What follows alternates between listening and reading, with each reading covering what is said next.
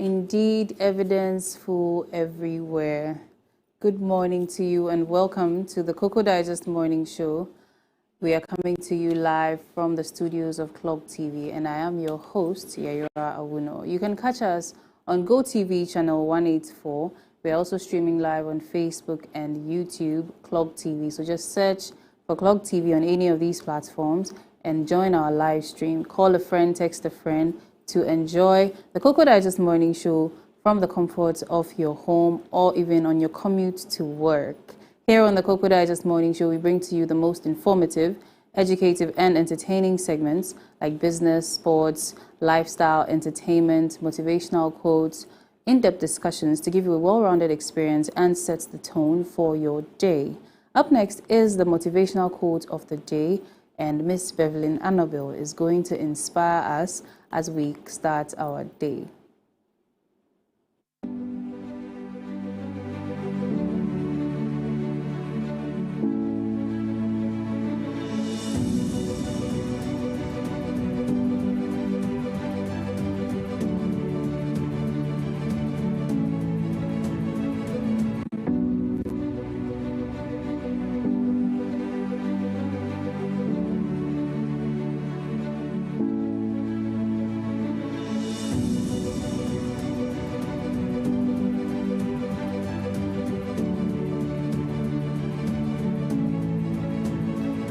Good morning and welcome to Motivational Quote here on Cocoa Digest Morning Show. My name is Annabelle Bevelyn Ajibia, and our quote this morning from Rosa Parks, and let's take a look at our quote for the day. She once said, "You must never be fearful about what you are doing when it's right. You must never be fearful about what you are doing when it is right." So this is a very powerful quote and from Rosa Parks, and she is a woman of a true symbol of courage and determination in the face of injustice. And this morning she has given us a very powerful quote, and I know sometimes it's very hard to do the right things. It's very hard, especially when you have to face oppositions, you have to go through some challenges just because you are doing the right thing. It's actually not easy at all. And as we are humans, we have to always do the right things because you have to stand your ground. If something is right, you have to stand your grounds and always make sure that the right thing is always done. So this morning, my message for you is just simple. Just find yourself doing the right things. Despite the accusations, despite the critiques from people, whatever people have to say, you have to ignore them and always see to it that the right thing is done. This morning, I want to encourage you that when you are doing something and you know that is the right way or you are doing it right, it helps a lot because you know your conscience is going to be at rest because you are doing the right thing. Thank you so much for joining us, and do enjoy the rest of our show. Wow.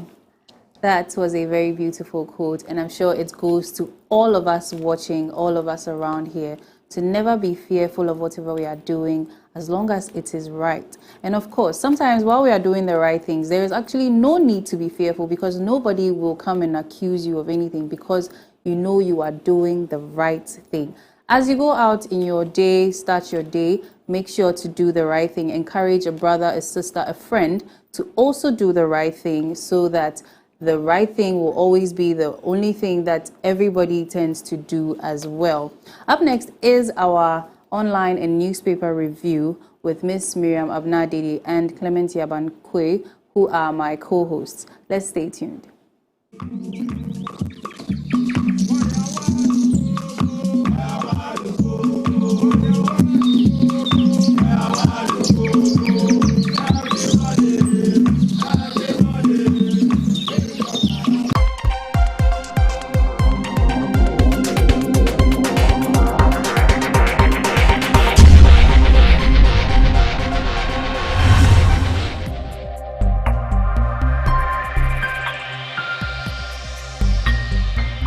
Clog TV. Beyond the policy. As in today's world, full of information, We sift through the lot to bring you credible, timely, and informative news updates. We give you true, happening, detailed stories on our news line to make sure the public is well informed. When it breaks, we are there. Being it local, international, and business, Express Update is always there to cover. And in the world of sports, we bring you the best sports updates locally and internationally. Join the news team on Clock TV for all your news updates. Tell you what happened. You send the mix.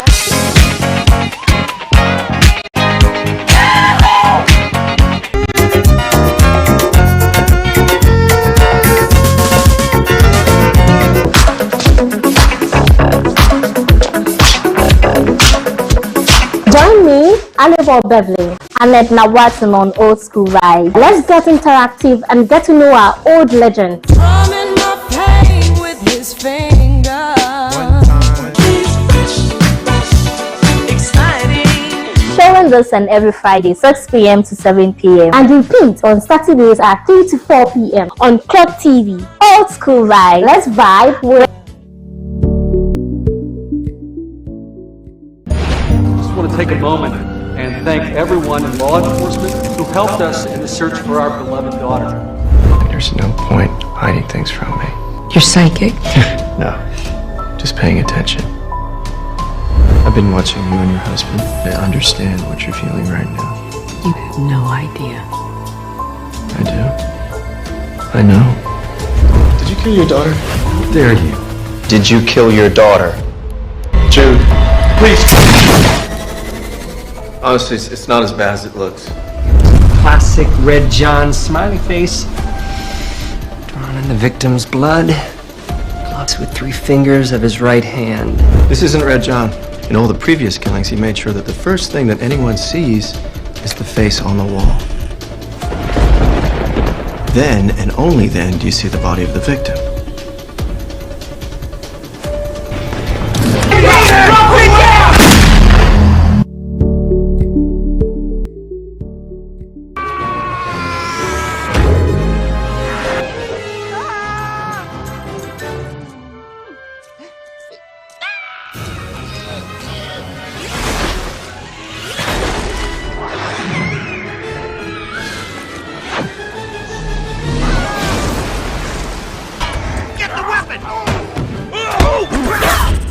Tigress!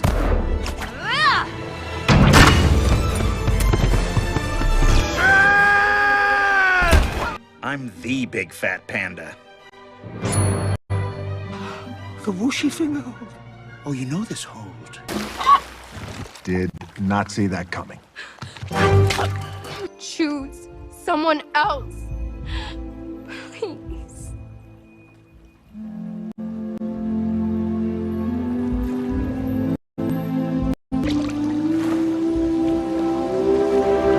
This time, I will make damn sure that he stays dead.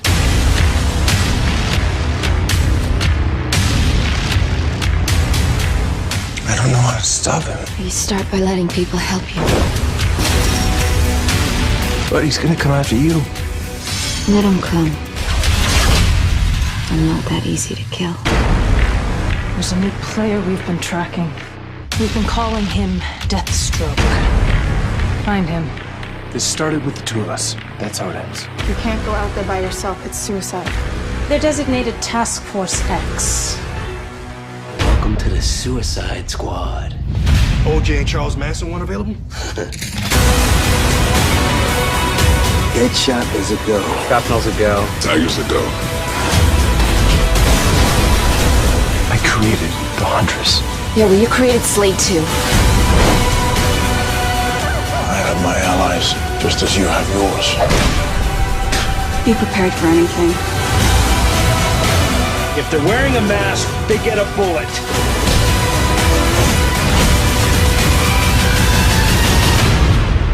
Once you let the darkness inside, it never comes out.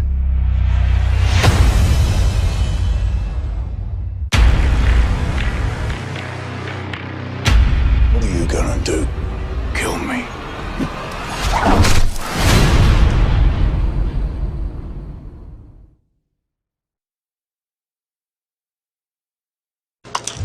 What's that?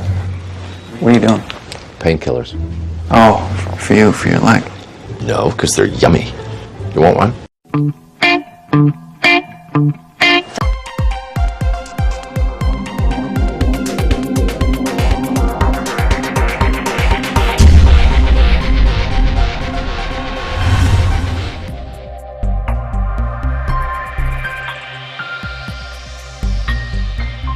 Clog TV.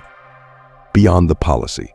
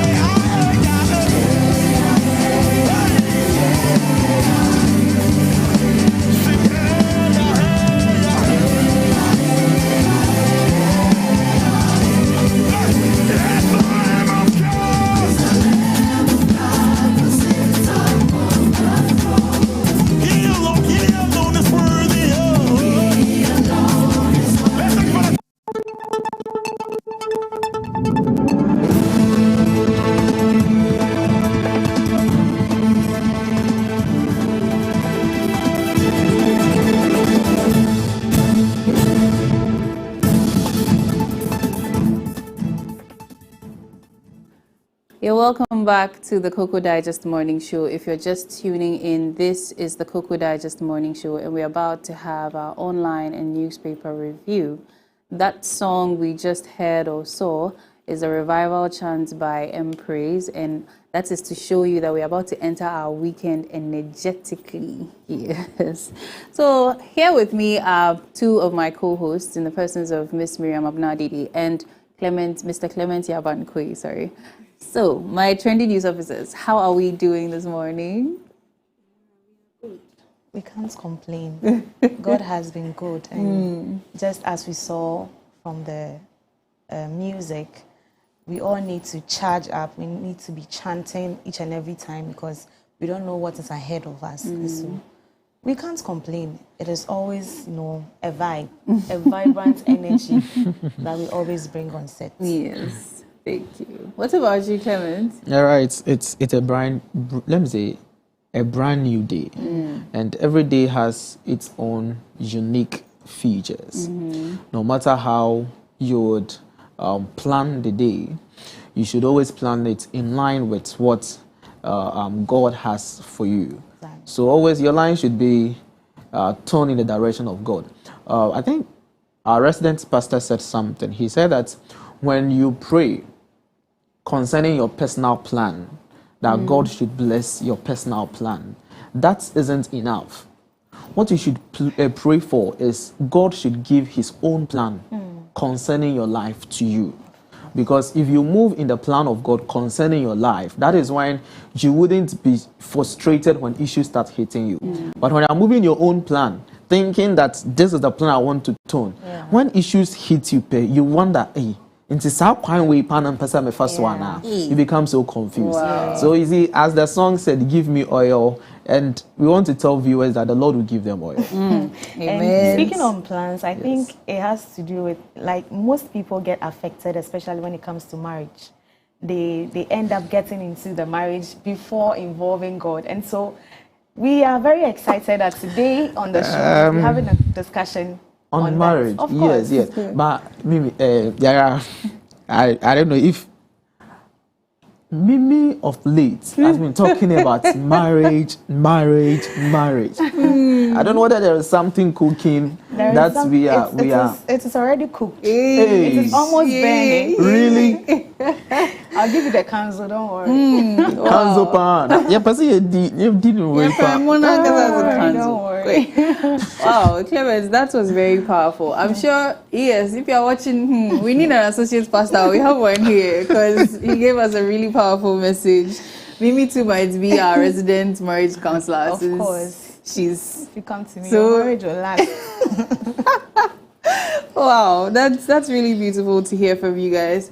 But then, online and news review, so newspaper review. So what's up? What's going on? Yeah, I'm still concerned. I want to know what motivated you to think of, discussing marriage today? Was it because of me? Well, as Clement said, God's plan, So sometimes we just fall into God's acceptable will, and then, or it could even be his. What's the other one? Pastor, help me. There's acceptable will, and then there's something. We have the permissive will of God, the acceptable will of God, and we have the perfect will of God. So it could either be the permissive or the perfect. I think it's perfect because the way you're also looking married already this morning. There. But you see, Mimi wants us to talk about issues that we are not supposed to talk about on air. I was expecting her, you should leave this issue when we meet backstage. Okay, so let's move on. I think because if not for that, when I start unveiling things, she'll be like, hey. Maybe Aquile and Oko, if you want to. Dabi, when you're Aquile. Right. Okay, so what is trending? What's up this week? What have you heard? So, our very own Stonebwoy has been in the news lately, and it is all about throwing money at fans, which he termed as disrespectful, and he made us known during an interview in Sunyani, where he expressed that tossing money, creates an unfair condition or situation for those that are not able to get the money, and at the end of the day, they get hurt and other things. Yes, so people he feels, scrambling. yeah, it is very disrespectful. But we've seen the likes of Asawale, Stonebwoy, medical, spreading money, and a lot of people like it that way. Some of us, we want to be disrespected. No, so let's throw the money. Respect yourself, young lady. Come on. Throw the money on us. I'm speaking for a particular fan base, right? So, well, for the fact that our money is our legal tender and it is something that is of the highest value in the state, throwing it about is not exactly respectful to that the money, the commodity, or whatever word I'm value struggling to find, the value of it. Because even in the Christian religion and Christendom, they even say money is a spirit. Yeah. And so sometimes even there are rules on how to even handle money. Don't squeeze it, don't, all these things. So to be throwing it away, and even in some countries it's illegal, because I think some months back in Nigeria I heard Bobrisky had been throwing money and people were stepping on it and things like that, and he was arrested about that. Yeah. So I think that, yes, musicians, I get it. You have money, you want, but why not just have your so yes, your there was a video shared, of him sharing like 20 cedis to maybe bundles, some 2 million bundle. Some of us from where we are coming from, throwing the money in the air, it looks nice. Want to catch it, But in catching this money, it's not manna. In catching it, you go and fall down. Somebody's leg will hit you. Something, just because of a note that you're going to spend in a few hours. You may lose your life. At the Kids, fun of it. I mean, fun. Stone Boy is here. It doesn't just happen, by the roadsides during shows and other things. And the shows are full of crowds. So just because of some 200 CDs, we have a strategic way we do it. So you've been doing that. Oh yes, it looks like that. So then this one, as Yara said, it's wrong. Yes, it's wrong because they need to respect our currency. This is our currency. Yes, we need to respect it. And international countries, some won't do such things. Yes. So I think, as Yara said, our musicians, please, if you want to give money to someone, just you can just share. You have security and a lot of goons around. Give it to them. If you think you can't give personally, take their Momo numbers and. Charges also. I hope I saw more money. Well, before we continue, please remember we are streaming live on Facebook and YouTube. Send in your comments into our live stream, so we'll read it out loud for you. Your questions. Send them also to our WhatsApp number that will be displayed on your screens. Along the line, in the conversations on the lifestyle segments, business segments, and the main discussion, the phone lines will be opened for you to call in and ask all your questions. So yes, let us move on. What else have you heard? I think on somewhere 19th, the Ministry of Youth and Sports appeared before the Public Accounts Committee. And there was a response that they made to the Public Accounts Committee regarding the amount of money that they paid to GBC for airing the 118th African Games rather. And GBC came out to say that such money was not paid to them. So we had a lot of issues surrounding it. As at yesterday, the Ministry of Youth and Sports brought out a statement from its A to I. But let me just focus on the F to I. He says that subsequently, an agreement was reached between the two institutions, that's Ministry of Youth and Sports and the GBC, Ghana Broadcast Corporation. And the G says, from the total amount, that is, okay, so let me read the E. He said, with the understanding that GBC will use the service of third parties to assist them implement their obligation, the total agreed amount was $3.6 million United States dollars. That was the agreement they went in. So he said that out of this, in G, they said they paid an amount of $2.5 million United States dollars was paid to GBC in two tranches. The first one was $1 million USD, and the second one was $1.5 million United States dollar. And another one was paid. He said the first one was on 18th of March, the second one was on 22nd of May, and another one was paid to the third party of GBC. That is $1 million United States dollar in accordance to the contract. So this is what the Ministry of Youth and Sports is saying, that indeed such money has been paid to GBC. So they should also check their records. And we know that this story would really trend moving forward, especially in the sports news. And I know Clock Sports will give us details of all these issues. My concern is, as a broadcasting corporation, why do you come out to counter a notice when you haven't really done your search? Because according to... So, okay, you come. Yeah, because according to what you read, it looks like the Ministry of Youth and Sports are saying this is the amount they pay. They are insisting. And then GBC is also, countering that. So I want to understand as... Yes, so I think that's why I said that moving the days ahead, we hear a lot of this. At least the comment came up as a result of the Public Accounts Committee meeting. That was when you heard GBC also release a statement that, oh, we only received this amount, but not this actual amount. But now, Ministry of News and Sport has come to say that the additional $1 million USD was paid to the third party of GBC. So we are just hoping to see if really GBC will respond to this or not moving forward. Integrity and credibility. So, did they specify that maybe it was paid into a certain account? Those things should be considered.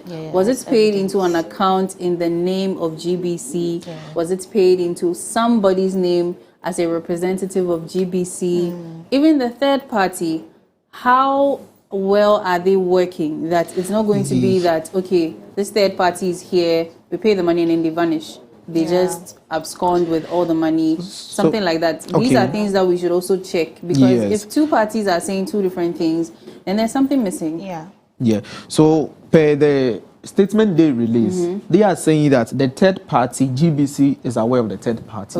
And they, the ministries, they are aware of the third party. So they are saying that in each, they said, let me read what they say. Another amount of $1 million United States dollar was paid to the third parties upon the instructions of GBC in accordance with the contract. Then the third party should just come. So the I also says, as a public institution, we are committed to transparency and accountability in the discharge of our mandate. So we are hoping that you get to hear more stories of this. So we would all, yes. Our money. Yes, so all of us all our understand money, so what is really we want to happening. know what is happening. They have to come. But Clock Sports will bring the details of it. Sure. They will. Okay. So apparently GBC brought in the third party and they did most of the work, and then GBC was just mainly a platform for them. That's what I'm also getting. But we hope to hear more and then find out what exactly is going on, because these monies are a lot. And there's a lot at stake too. So, anything else? No, I think for now. And in the course of the show, during the lifestyle segments, we'll be discussing a very interesting topic that a lot of us are actually facing. Yes. How to balance our normal lives and also work, family. Clement, you're a family man, so this conversation is going to benefit you a lot. So I'm just reminding our viewers that we have a lot of interesting content coming their way, so you should just stick with us. So maybe I'm yet to be use that one, because maybe it's not here you are to do adverts, please focus. So we have a comment here from Yaboy and Ebenezer. He says you are doing very well. Thank you very much, Mr. Ebenezer. So yes, online news. The first story says unions get credits by President Akufo-Addo for fostering industrial unity. The presence of labor unions for social discourse over strike measures has been applauded by President Nana Addo Dankwa Akufo-Addo, and that encouraged mutual trust, respect, societal coherence, and peace, he claimed.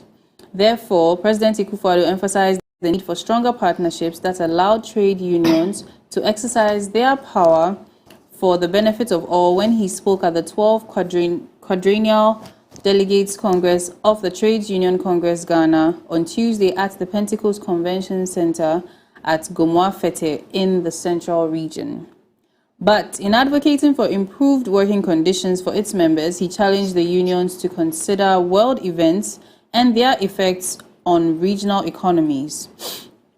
The conference's topic was sustaining and leveraging the power of trade unions in a challenging economic environment, and it will also see the election of new union leaders for the following 4 years. So unions are getting some commendation from our president, and based on what I did in school, I learned a little bit about that. I don't remember, so let me say a little bit. I don't remember a lot of it, but I remember that in a company or in any industry, management is at the management level, and then the workers are also at the worker level. So sometimes the experiences are different.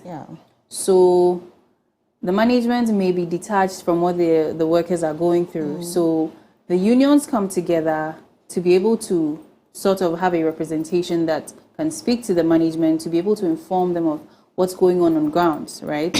So, and then also the unions also help to check any sort of imbalances or even abuse.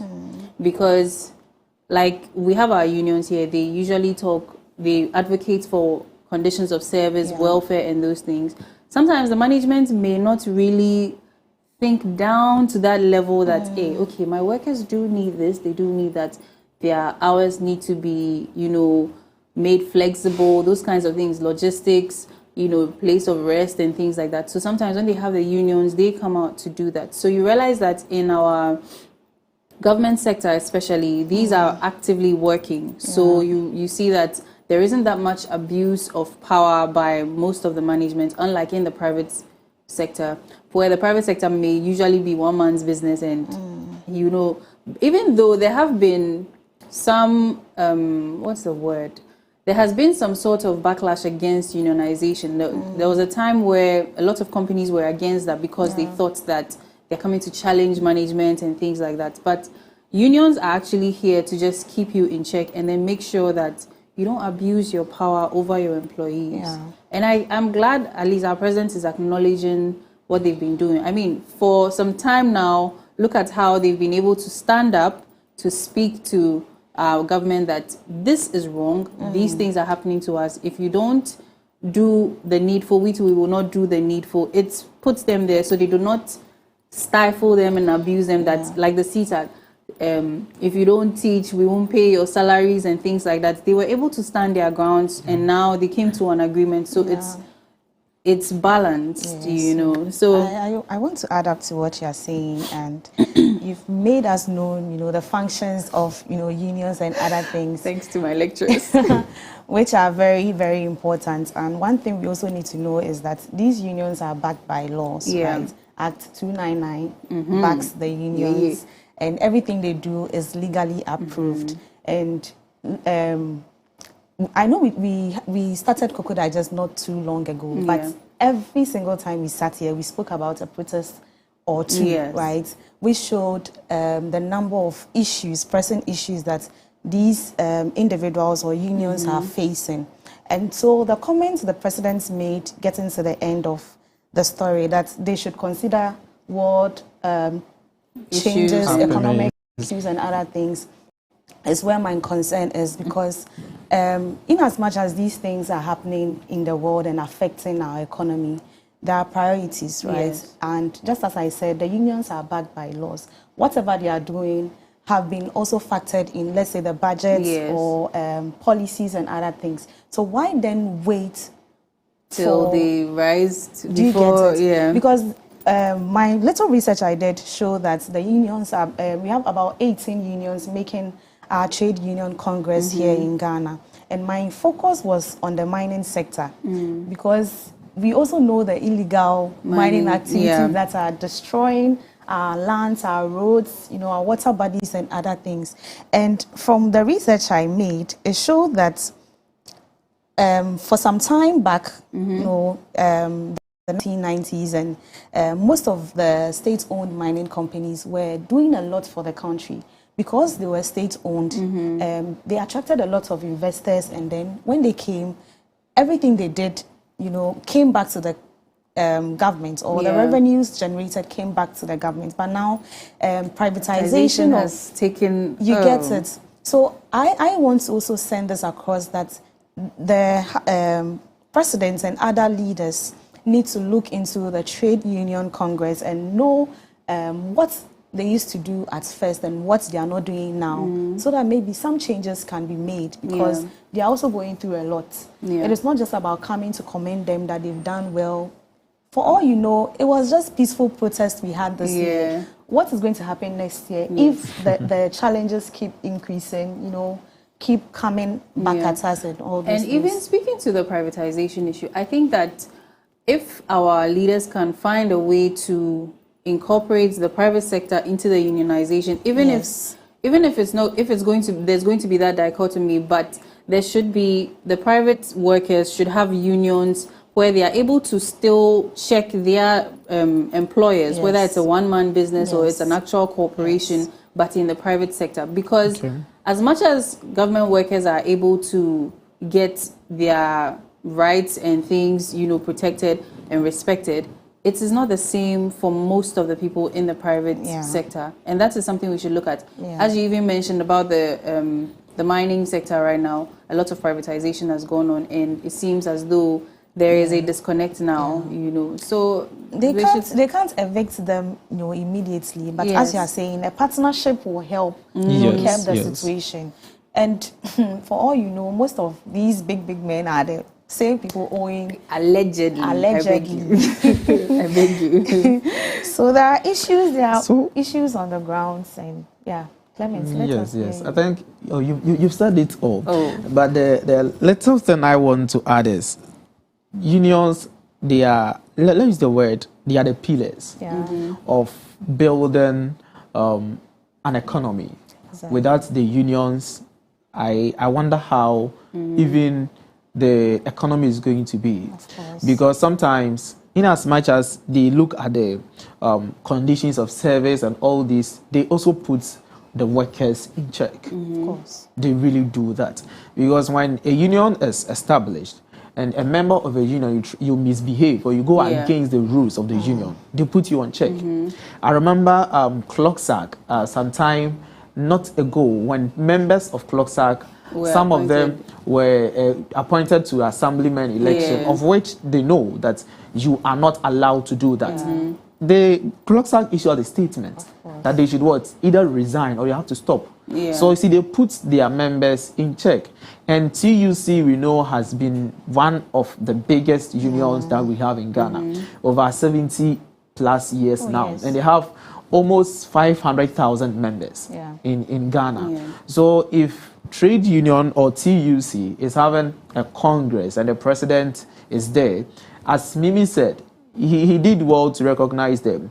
But in all this, we should also look at, are we just, is the president just saying it for saying sake? Or he meant it. He's saying it based on certain standard and principles. Because we're all in the country when the SNIT issue came out, that TUC and organized labor were calling on government, calling on the president to step in. But for so many calls, the president never responded to them. Until the last minute, then he called organized labor for a meeting. Of which, whatever transpired in the meeting, organized labor didn't like it. So the only thing was for them to lay down their arms. That was the only thing that the government or the president heard or listened to. So if you are recognizing unions in a country, then you should listen to them when they speak. Don't wait till they put their tools down. You shouldn't. Why should you wait till they do that? Why do you have to? Because you know what you're supposed to do. You know, yes. So just do the right thing. For example, this CITAC issue we talked about. More than 2 months. You know what they are asking for. So why would you wait for them to sit home for more than 2 months? So assuming if these people have no unions, who is going to speak for the workers? That's very true. And even we are going to have slightly away from that, our labor laws need to be enforced with more vigor, or even just there should be some more backing to it. Because, like I said, okay, maybe it's because of the experiences, but especially in the private sector, your employer can decide not to pay you for about 3 months with no communique. And who are you? What can you do? You can't do anything. But if our labor laws are also firmly, you know, enforced, and maybe our people are also educated on these things, that these are your rights. If your employer is doing ABC, you can stand up and do something, they would be able to have better conditions, because now they are there silently suffering just because they need jobs. And a lot of people are being exploited. We have the unions here, they are able to speak for us because, of course, there is a small detachment because the management is up there and we are down here going through whatever we are going through, bearing the brunt of the economic hardships and things like that. But yes, our labor laws also need to. So if it is our trade union congress that can do something about this, or even in partnership with the government to stand firm on these labor laws, I'm sure something can be done for us. I think we have a program coming up like that, right? Yeah. So to add up to what you just said, we also have to take note of the fact that leadership plays a pivotal role in, directing and also taking good care of, making sure that unions, do their best. Yes. And so in your story, you made mention of the fact that they are going to elect new leaders. Yeah, new leaders. And so, aspirants or upcoming or incoming leaders should take notes of the concerns of their unions, their members, and also know what their predecessors did, so they don't repeat, the negative ones. Yeah. And we'll see the way forward. And to add to that, unions are supposed to be non-partisan. Yeah. So we implore the upcoming leaders who will be elected, please do not be partisan, because you will jeopardize the welfare of the members of your union. It's common knowledge. Everybody has one party or the other they are affiliated to, but we need to look at the bigger picture. Yeah. It goes beyond your political party or your political affiliation. It is about the welfare of yourself and your people, the corporation you work for as well. So let us look beyond that and then do the needful, because if they are partisan, then they get to be manipulated by the management. Yeah. If you are in the management's pocket, they will be using you for all kinds of things against your own fellow workers. I like how you're objectively talking about this. Meanwhile, it is happening. It is always happening. It is everywhere. And that is what is affecting a lot of unions. Yeah, so Mimi, but that we have to would, say it in an objective way. So yes, that's with very decorum true. That's and very respect. true. So I just want to say something. But when you raise the issue of the Labor Act, Mimi, could you imagine that in Ghana, the Labor Act, the minimum wage in Ghana as at today is 14 cedis to 18 cedis. 14 cedis, 88 pesos to 18 cedis, 15 pesos. Is it at per least day? Per day, minimum. Wow. Per day. But in Ghana, especially the private sector you talked about, some people pay as low as 200 Ghana cedis. As it's take their our business. You can't 200 Ghana cedis. I remember my first job, I was paid, I think, 300 Ghana cedis. Yeah, and it was a 24-hour job, so you can imagine. Wow. So that one is some years ago. So few years ago. I want to make the issue very serious. But it is but I'm talking serious. about 24-hour job. Yeah, I'm talking about assets today. In the current economy we find ourselves, you are paying someone as 200 Ghana cedis.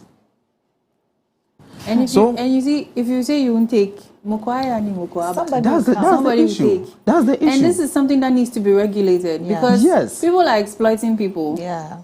And our labor laws are not being enforced. How many people even know? No, you're right. Is coming for them. That's very true. That's very true. After uni, I applied to my former job where I used to be paid 500 Ghana cedis. That I wanted to come back because I had was nothing no other. And the man was like, "Oh, I can't pay you. You're a graduate." I appreciated that. Yes, he was honest. Some people, that is it. This is the money for degree holders. And if you go and find out what the diploma or SHS graduates or even JHS leavers are taking, you'll be shocked. You'll be so sad. How do they survive? I think one day we should open the phone lines and let people share their experience. How do you survive? How are you surviving in Ghana? Because even from personal experience, I worked at a certain company just somewhere last year. And if you look at the government payroll for a degree holder and what they were giving me, it was less than half. A degree holder. But we thank God you passed through, you survived. Yes. All of these are for us to come and speak about today. If not, we wouldn't have gotten anything to talk about. But yes, let's quickly move to the next story. So this one says, COCOBOD has announced self-financing for 2024-2025 cocoa crop season in September.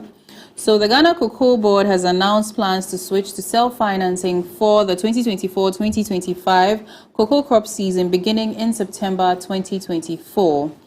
For the past 32 years, COCOBOD has funded cocoa purchases through offshore borrowing via its cocoa syndication program.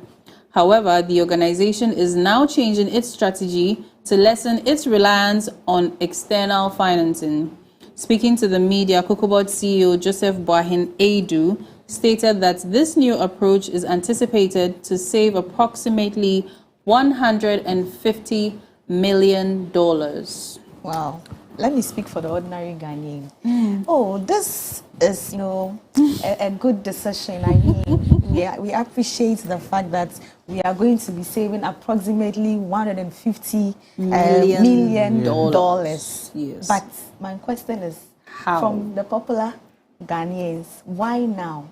Well, in this life, you live, you learn. And seemingly it has taken COCOBOD 32 years to learn from their mistakes. So let's commend them on that. 32? Yes, 32. There are mistakes you are now learning from, right? So if they were here to answer this question, I know for sure they would have made mention of economic crisis, high operational costs, limited domestic financial capacity. These are my research I did. But the question I want to ask again is, are these things not happening now? Are there not going to be hindrances, to... I just want us to think around it. It shouldn't just be a news, maybe they're also just taking the bold step to try out the self-financing to see what the outcome could be. Because for 32 years, they've been doing the same thing and the same outcome, or even worse sometimes. So what about an alternative? This alternative seems risky, it seems dangerous, but let's try it and see. Yeah. Maybe that is the whole plan. But businessman, over to you. This is not my field. So, Yaira. Yes. It's a good news to Ghana, because self-financing, as the CEO said, we are going to save $150 million dollars. That's the interest, though. Okay. That money he quoted was the interest Ghana paid us at last year. Oh, okay. That's 8%.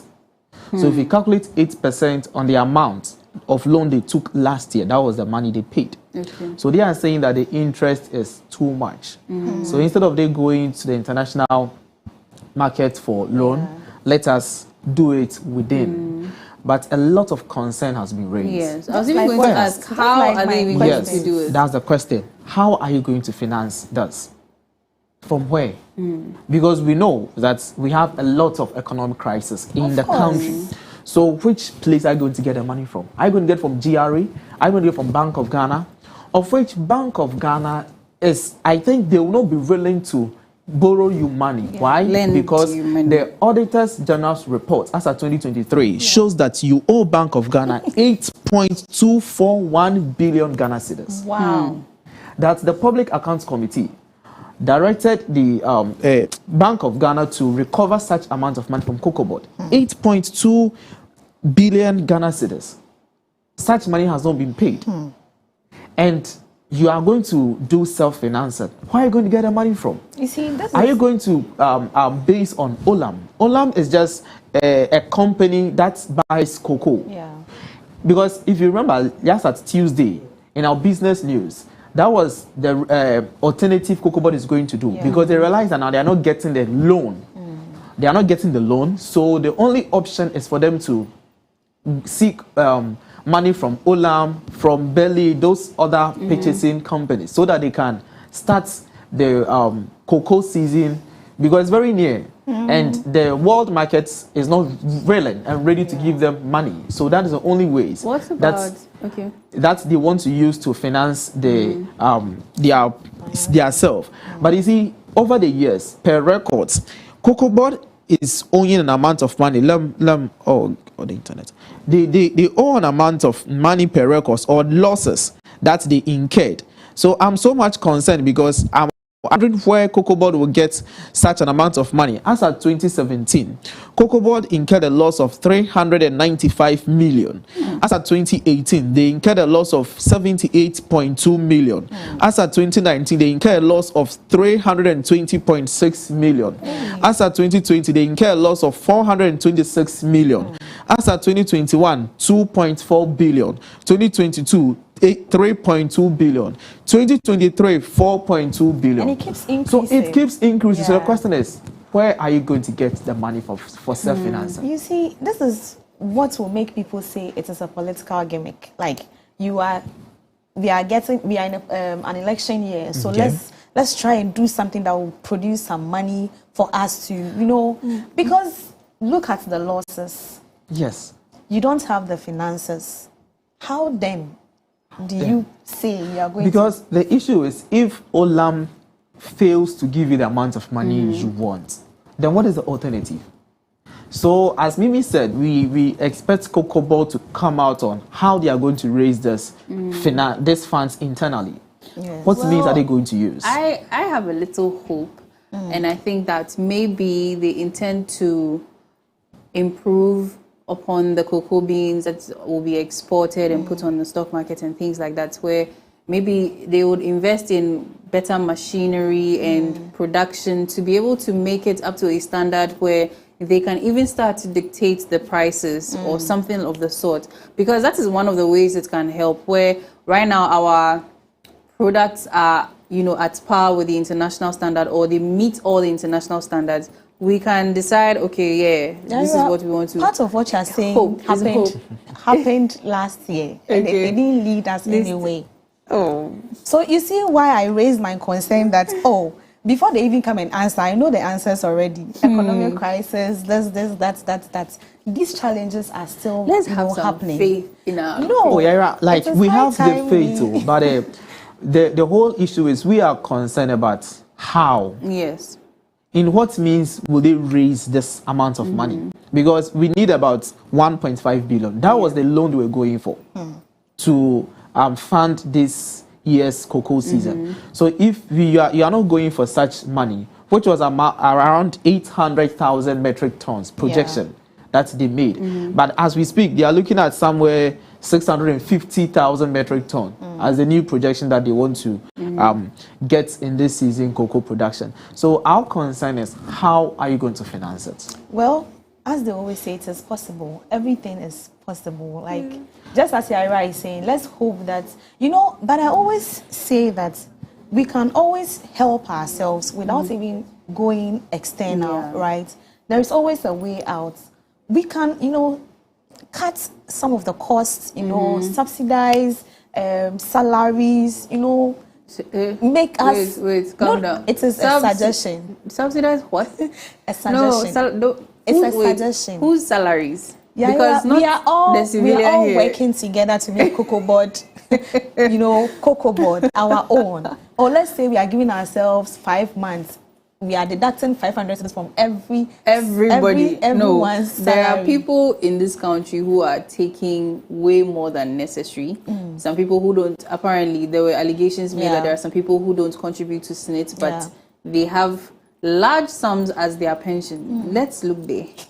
Leave me. But how are you going and my to know? single salary alone. How are you going to know, Yaira? If they want to find out, they can. They have them. We have the means and the measures to put in place. But all jokes aside, we hope that Cocoa Board comes out to tell us what exactly their fiscal or profitability plans are, so that we know. Okay, we can support them. If not.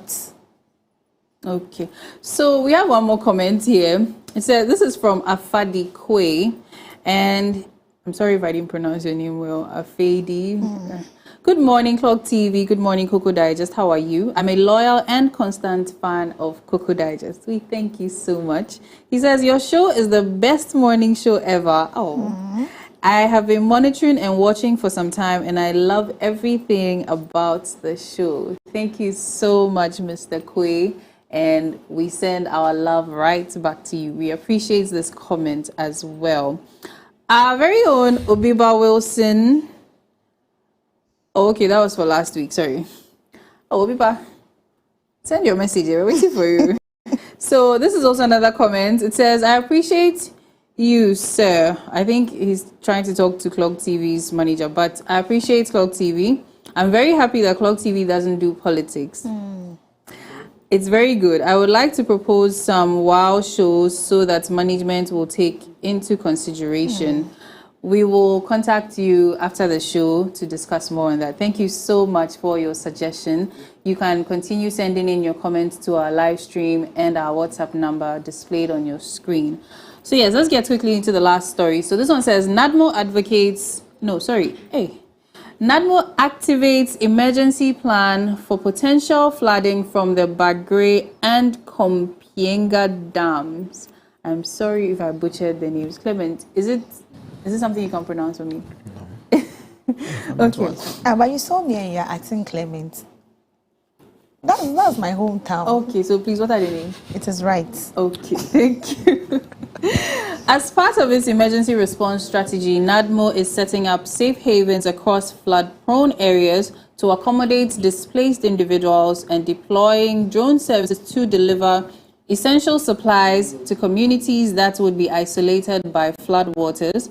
To minimize further loss, NADMO has positioned teams at key vantage points throughout the region to protect lives and property. So, seems NADMO is being proactive this year, which is a very good thing. But I have an issue with this dam spillage thing. Yeah. What I'm about to say may seem far-fetched, but it is possible. A lot has been done for this. I think that this spillage thing, we can have some way where all of that water spilled can be used for irrigation in the northern region or something. Exactly. Because we heard Libya's late president, Gaddafi, had put up some plumbing system where they could get water from the sea or something, something alleged like that along those lines. I'm sure we can also do, because we even had an aspirant, a political aspirant, saying that he would create a water something from the sea to Kumasi. I mean, all this water being spilled, killing people, destroying property could be gathered and used somewhere. It's possible, isn't it? It is. I'm glad you agree with me. It is because possible. when I was thinking about it, it seemed as though it could be a little too unrealistic. But if we can put up some sort of plumbing lines in our underground where the water is collected somewhere, it's controlled and collected somewhere, and then it will be transported. Of course, the distance might be a lot. So if there is a middle point where the water is is conveyed there differently, it's possible, because all this water going to waste every year, and there's drought somewhere. Because Dubai and the others, they live in the desert, and they are still able to make use of whatever little water or humidity they can get. Sure. We should be able to do something. So I think the other time in the news, one of the contractors or surveyors working with the Ghana Irrigation Authority came out to give an estimation of an amount that they think will cost Ghana if we want to embark on such irrigation. So I think your suggestion is not bad. It is right. I mean, I've been thinking about it all night. I said, how is this going to work? How is this, there should be a way. I think it is possible. But we also have to commend NADMO on their use of technology. And then even the proactivity this year. Yes, they've really done well. At least they are not waiting for the thing to happen before they come to try and save the day. And we are hoping that it is not just in talks or words. It will be in action. Right? Yes. Sure. And the use of drone services. So there are places that may not be accessible because it's all flooded, but then there are just some small, maybe the point to get into the community has been sealed off, so they have to use the drone service to drop in some essentials for them. That is why. So don't come for the drone service. It's good you clarified, because I was wondering, how is that going to work? I mean, but it is all good. I mean, the public is aware of what is going to happen. I hope they are also preparing themselves. Yes, that's very true. That is very, very important, because if you are not ready for something and it happens, it can take a very toll long time on you to even recover. So I know they are ready for what is about to happen, and we are hoping that they will find places to keep them safe and other things. Yeah. Thank you so much. So we have a few comments. So Maria Samoa says, good morning. You guys are doing great. A great job. Kudos. Watching you live on YouTube. Good morning to you, Miss Maria Samoa. Then Diana Voski Katamani is asking, good morning. When does Lawyer Hardy come? Lawyer Hardy will come in around 8:30 to 9:30, right? My producer? Yes. So that is towards the end of the morning show, after the business segment. So just stay tuned, learn, and then you'll meet Lawyer Hardy, and we will talk about this topic that you people seem to like so much. So I think we also have, okay, these are the, so our guy who wants to help us out has sent some of his suggestions, and we will contact him for that later. Yes, so those are the comments. Thank you so much. Keep sending in your comments to our Facebook and YouTube live stream, and also our WhatsApp number when it's displayed on your screen. Yeah. Yes. Yeah.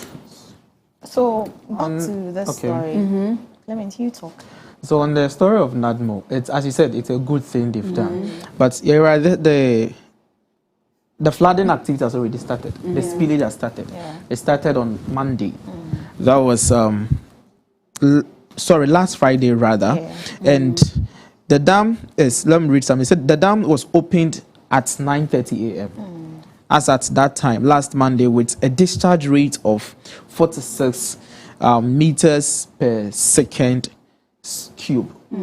46 meters per second cube. So if NADMO has put in all these strategies, all these plans in place, one, it's very good. And we wish that our people there, because all this thing is from Burkina Faso. Is a spillage from the dam of Burkina Faso that is running through all these places. Oh, then, so if it is from Burkina, then the irrigation plan should be, because I was even thinking it was somewhere down south here. Volta. It's from, because when you read the background, he said the exercise, which commenced on Monday, August 19, followed the rapid rising of the upstream level of 2 dams in Burkina Faso. Okay. But I also have a question about this dam spillage thing to the engineers who can probably help us. Is there no alternative for the spillage thing? Fine. I think at some points the water gets too much, but then isn't there anything else they can do aside letting it just flow into the community? Because people live there. Livelihoods are, thriving there. Isn't there anything else they can do? Because just allowing water to come in for the sake of the dam, what about the lives? What about the property? You've asked an important question, but you see, the storage is the problem. Where to store the excess water is the problem. So irrigation plan. So that is what you just mentioned. So as we said, they said all this thing is going to, he said it leaves community along the White and Black Volta in the northern region, the northeast, the upper east, all these people. The water is just passing. Okay, but what about also calling on the community to come and fetch water? Like from the dam. Sign over to me, Yara. No. For our households and things. Have you? I want to find out a question. Like, wait. Have you visited the dam before? Yes, I have. There's a lot of water there. I think I went to is it in Chaban water? In Chaban? Yes. Yes, that's what I was going to talk about. I know we have a dam there.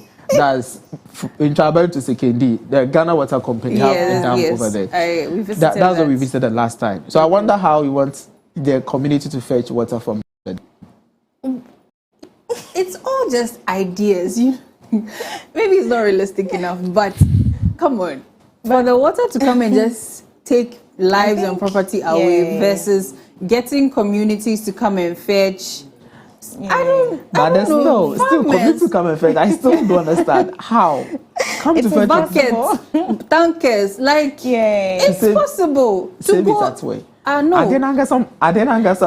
It's come to wash them away, wash their properties away, their household. So why should they save the water? No, what say? I understand the area. Like these are communities that by now Ghana Water they've closed pipe like 2 months now. They go to like such remote areas to fetch water. The dam is here. Let's all arrange our buckets. It sounds funny, but but how would they can fetch? Don't worry, we'll take it to the dam so that I demonstrate. I wonder how Yaya want them to fetch the water from the dam. But I mean, everything is possible. But Mimi, this one, dear. We'll take her there so that she just demonstrates. But one thing I want to add is that in as much as these, temporal, how do I put it? Temporal concerns are important. We need to also understand that there has to be a long-term. Yeah, because for how long are you going to be doing this dam spillage thing? So you do it, you promise us to that you do maybe an alternative. I've rebuilt my small house.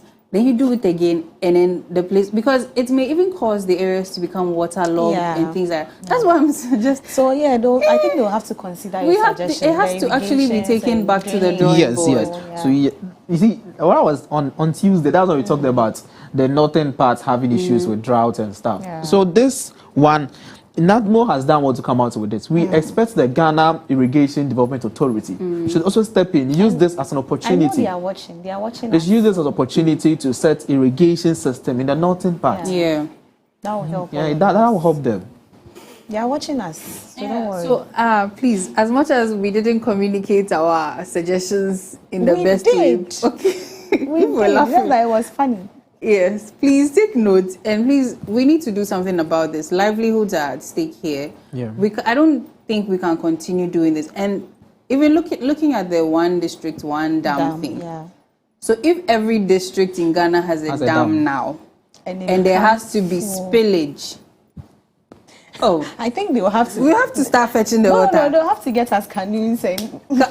No, I say we should find barrels and fetch water. You are looking for canoes. No matter what you do, the my place will question be is flooded. exactly. So I wonder where you put the barrel. No, so what I mean about the fetching is it's not like you're going to put your bucket in. Okay. They will create a channel or something where the water can flow in a controlled manner to the people. Something of the sort. If it is even flowing into bigger polytanks, like they can get about 15 polytanks and get excess water into it. The pressure gets overwhelming that they are not able to control it. And that was what happened last year.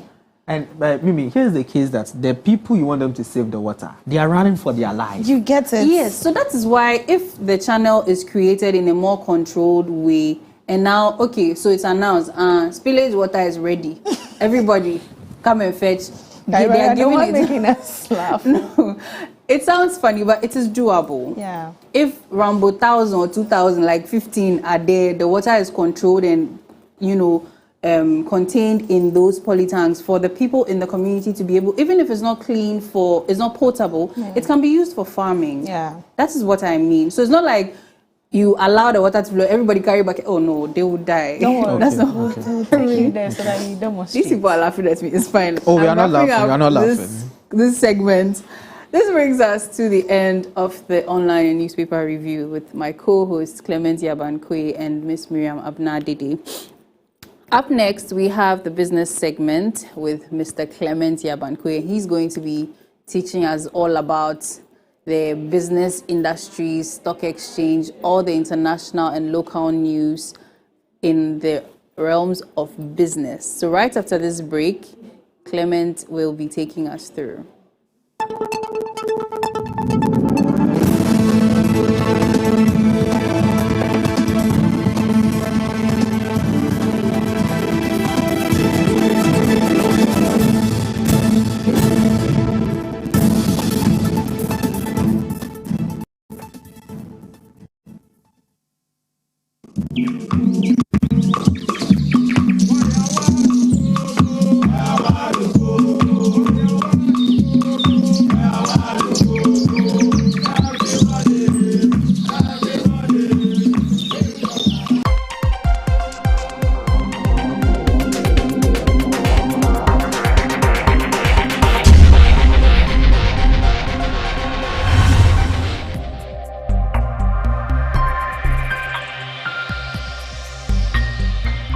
Clog TV, Beyond the Policy.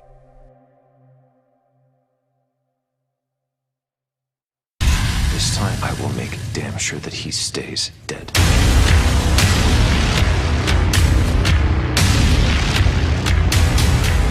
I don't know how to stop him. You start by letting people help you. But he's gonna come after you. Let him come. I'm not that easy to kill. There's a new player we've been tracking. We've been calling him Deathstroke. Find him. This started with the two of us. That's how it ends. You can't go out there by yourself. It's suicide. They're designated Task Force X. Welcome to the Suicide Squad. OJ and Charles Manson one available?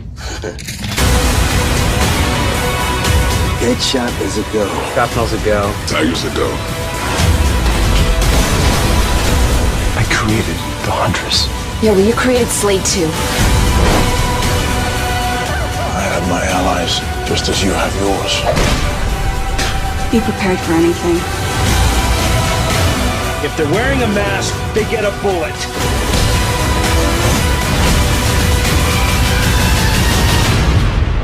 Once you let the darkness inside, it never comes out.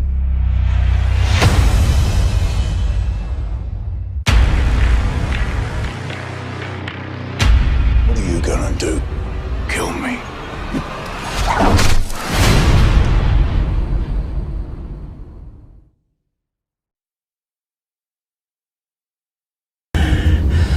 I need my gun, Kane. I need the gun. You will have the gun as soon.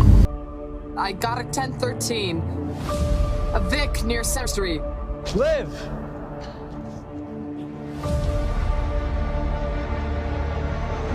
I tried to kill her. I tried to kill Kathy. Who's he working for? NYPD. He's the international liaison in Rome.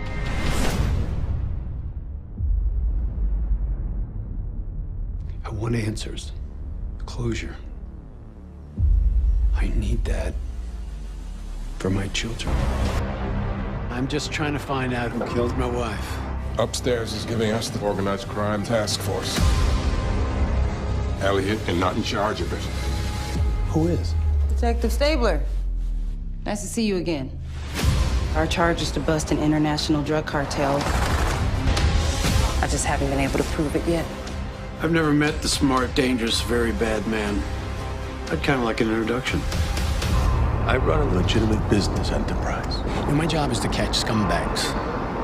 There's no doubt in my mind, I know what you are. Extraordinary accusations call for extraordinary evidence, Detective.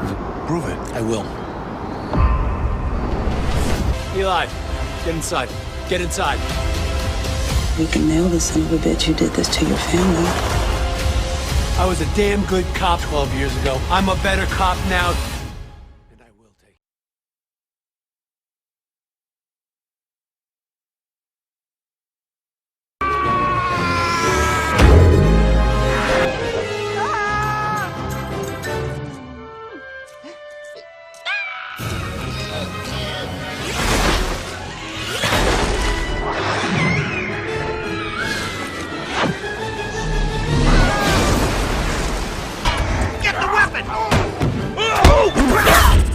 Tigress!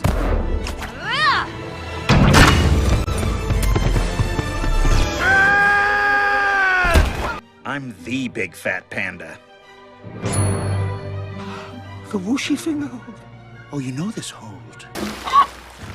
Did not see that coming. Choose someone else. Please.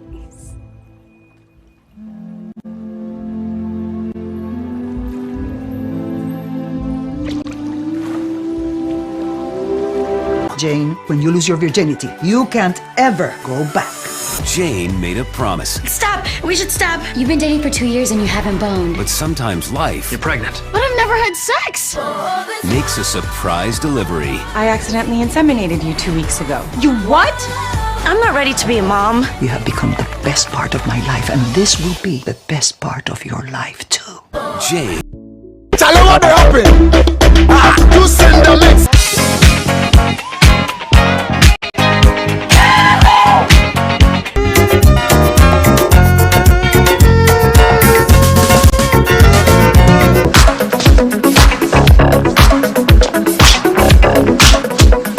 Join me, Annabelle Beverly, and Edna Watson on Old School Ride. Let's get interactive and get to know our old legends. Drumming my pain with his finger. Exciting. Showing this on every Friday, 6 p.m. to 7 p.m. and repeat on Saturdays at 3 to 4 p.m. on Clock TV. Old School Ride. Let's vibe with... I just want to take a moment and thank everyone in law enforcement who helped us in search for our beloved daughter. There's no point hiding things from me. You're psychic? No, just paying attention. I've been watching you and your husband. I understand understand what you're feeling right now.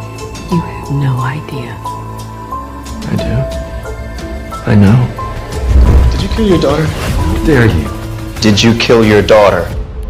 Jude, please. Honestly, it's not as bad as it looks. Classic Red John smiley face. Drawn in the victim's blood. Clots with 3 fingers of his right hand. This isn't Red John. In all the previous killings, he made sure that the first thing that anyone sees is the face on the wall. Are you ready to groove to the beat of vibrant Afro video mix?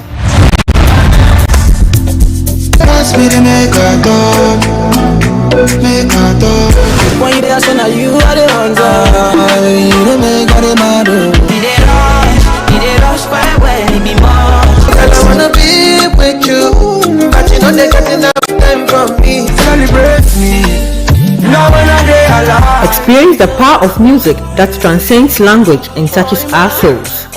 Videos captivating you daily, bringing forth emotions and expressions that words alone can't convey. Let the rhythm move you, only on Clock TV.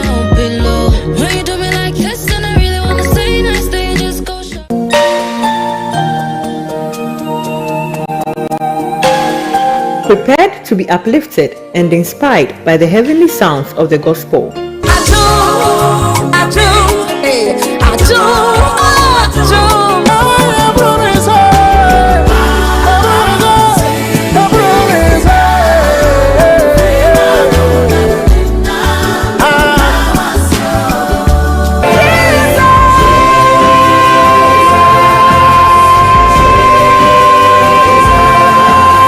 Tune into the Gospel Hour, where the divine melodies will captivate your spirit and bring you closer to the essence of faith.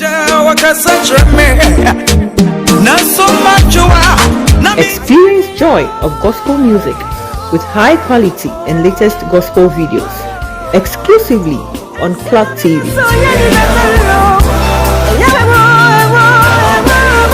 Jane, when you lose your virginity, you can't ever go back. Jane made a promise. Stop! We should stop. You've been dating for 2 years and you haven't boned. But sometimes life... You're pregnant. But I've never had sex! ...makes a surprise delivery. I accidentally inseminated you 2 weeks ago. You what? I'm not ready to be a mom. You have become the best part of my life, and this will be the best part of your life, too.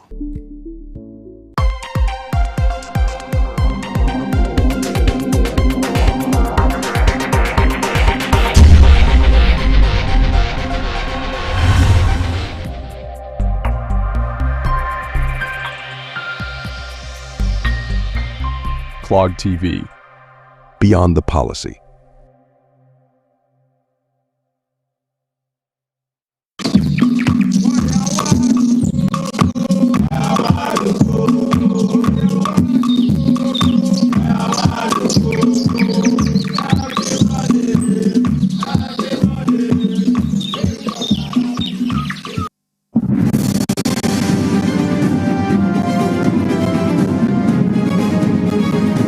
Nothing but the best in the world of business. In our today's story, starting with the Social Security and National Insurance Trust, SNAT distributed a total of 3.2 billion Ghana cedis in benefit to its members during the first half of 2024. This was announced by SNAT Director General, Mr. Kofi Osafo-Maafo, during the launch of the 2024 SNAT Mobile Service Week at Elmina Fishing Harbour. In his address, Mr. Osafo-Maafo emphasized SNAT's vital role in safeguarding the future of Ghana's workforce. He shared that 2.8 billion Ghana cedis was paid out in old age pensions to 248,554 beneficiaries, with 15.6 million Ghana cedis allocated for invalidity pensions to 1,666 individuals. Additionally, 51.5 Ghana cedis million was given to peoples under such issues, and the people were 2,900. Been on the pension payroll for 13 months. Was declared invalid at the age of 30 in February 2023. So as you see, we cater for you if there is a misfortune, whether you are old or young. The scheme also provides life insurance to members through the payment of survivors' benefits to nominated dependents. By this, members are rest assured that in the event of their death before 72, their survivors would be paid all the amount due them by the trust. Again, not many pension products. Indeed, I don't know of any pension product around that includes both an invalidity payment and a life insurance policy built into it.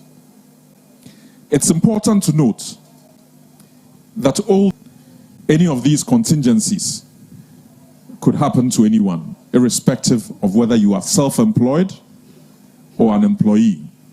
It is because of situations such as these that everyone must find a dependable partner like SSNIT to give them and their loved ones social security cover.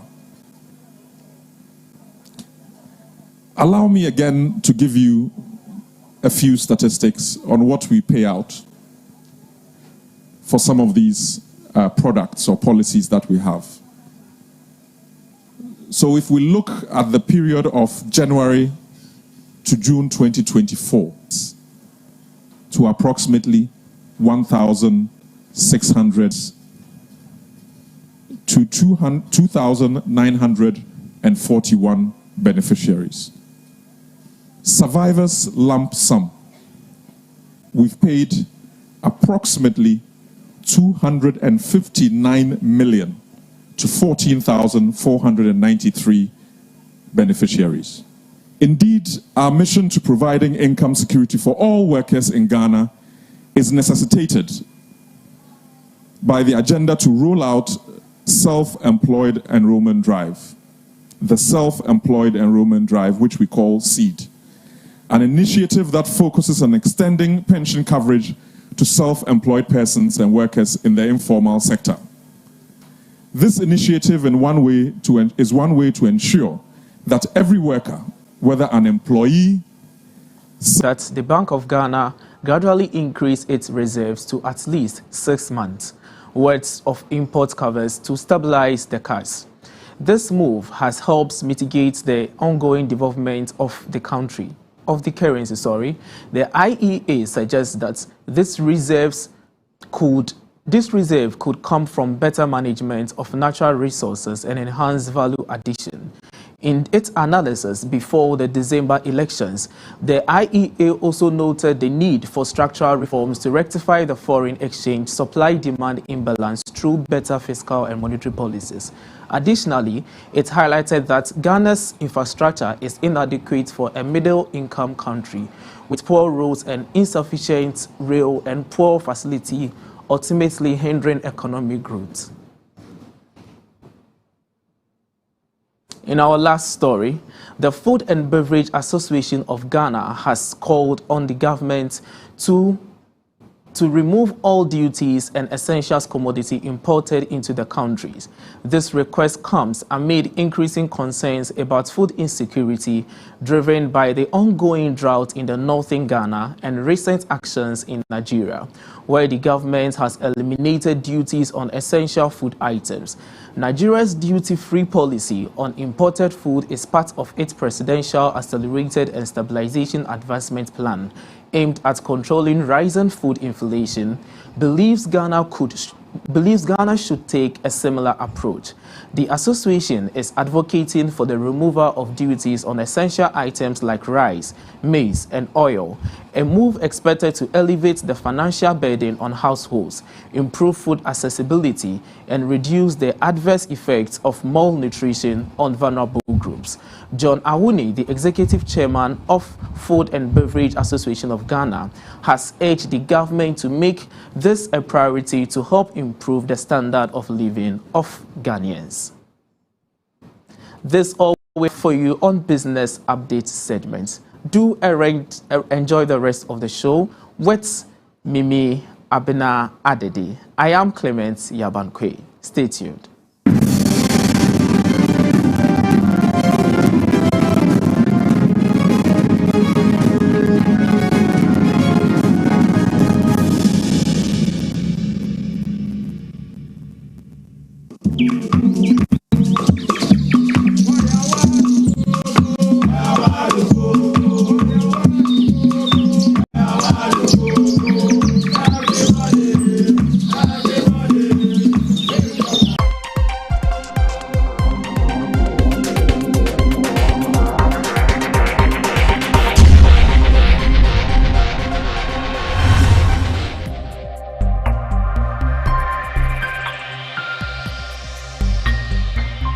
Clog TV.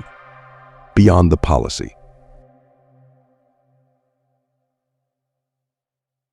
Jane, when you lose your virginity, you can't ever go back. Jane made a promise. Stop! We should stop! You've been dating for 2 years and you haven't boned. But sometimes life... You're pregnant. But I've never had sex! ...makes a surprise delivery. I accidentally inseminated you 2 weeks ago. You what? I'm not ready to be a mom. You have become the best part of my life, and this will be the best part of your life, too. Jane... Ladies and gentlemen, the pilot has switched on and fastened seatbelt signs. Please return to your seat and fasten your seatbelts. Don't worry. It's gonna be over.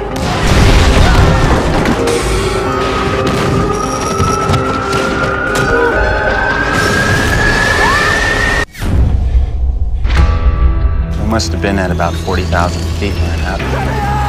In an air pocket. Dropped. But we crashed 1,000 miles off course. They're looking for us in the wrong place. Stranded on an island. No one's coming for us. What was that?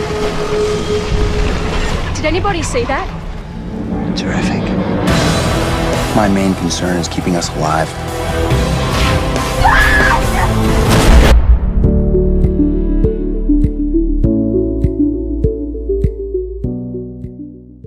This time I will make damn sure that he stays dead.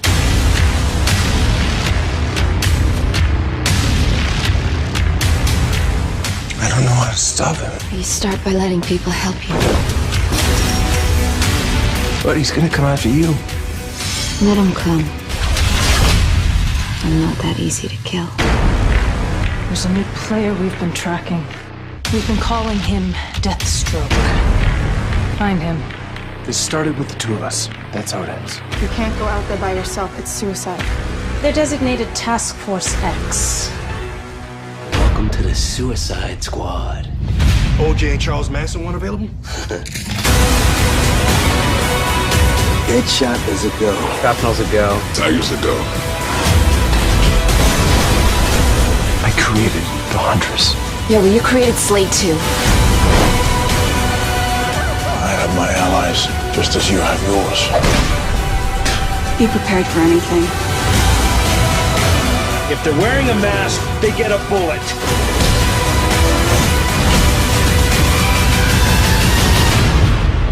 Once you let the darkness inside, it never comes out.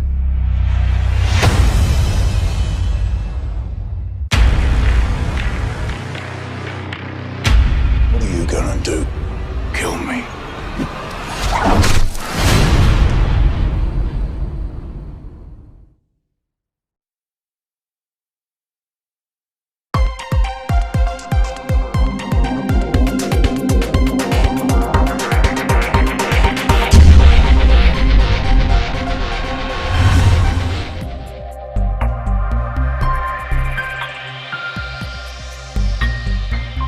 Clog TV. Beyond the policy.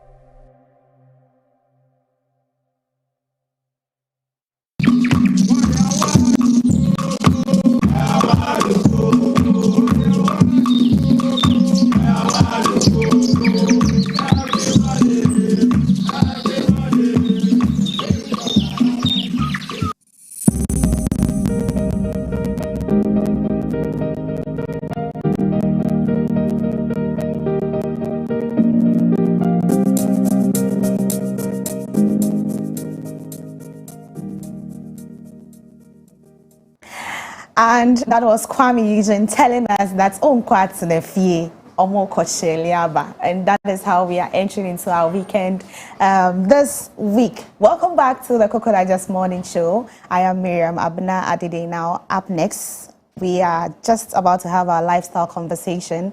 And today we'll be discussing something that a lot of us are struggling with. And I'm talking about work-life balance. A lot of us are doing so many things, you know, from managing demanding jobs, family lives, and also our personal lives. And we are trying to find a balance, you know, among all these occupations. But it is always a struggle for us. And so today we are going to find out where the balance lies. And I have with me an expert. Let me call him an expert because he's able to juggle so many jobs at a time, and he's going to help us with the education we need. You are being reminded that we're streaming live on all our media platforms, Facebook and also YouTube, and as well as Clock TV. You can send in your comments via our WhatsApp number, which has been displayed on the screen, and also the phone lines will be opened in the course of the conversation, and so you can call and ask any question pertaining our topic for today. Right, so I have with me Nana Kofi Ado Esiedu, and he is the head of pharmacy at Ghana Canada Medical Center and also doubles as a master of ceremony. And let's get straight into the conversation. Hello, sir. Hello. How are you doing? I'm blessed. Okay, so are you accepting the title of being an expert in juggling 2 or more jobs? Well, I think so, because right, both jobs are very demanding, so. Yeah. So tell us, how would you define work-life, balance? So there's a very, very, very thin line between work and your life. Yeah. You have to have a clear demarcation of what you do personally and your work. For me, as a pharmacist, it's a full-time job. I go to work. Sometimes I go for morning shifts, afternoon, night shifts, and we still find a way to make people happy. Let me put it that way. Right. So, yeah. Right. So are these the only 2 jobs you do, or you have other things? I am also married. It's a full-time job. How is that a full-time job? I mean, for us, the singles. For you, the singles, well, I went to carry someone's daughter. They've been taking care of her very nicely, so I have to continue. Yeah. And with ladies, Yeah. You need a lot of care, so it's a full-time job. Right. Yes. Are there any kids yet, or they are on the way? Yes. Kids, maybe not personally, but I have kids, you have family kids around, yes. Yeah, I understand. Now, let us understand the challenges, these demanding jobs come with. To know, is marriage very demanding? It is. It's a full-time job. You girls have mood swings.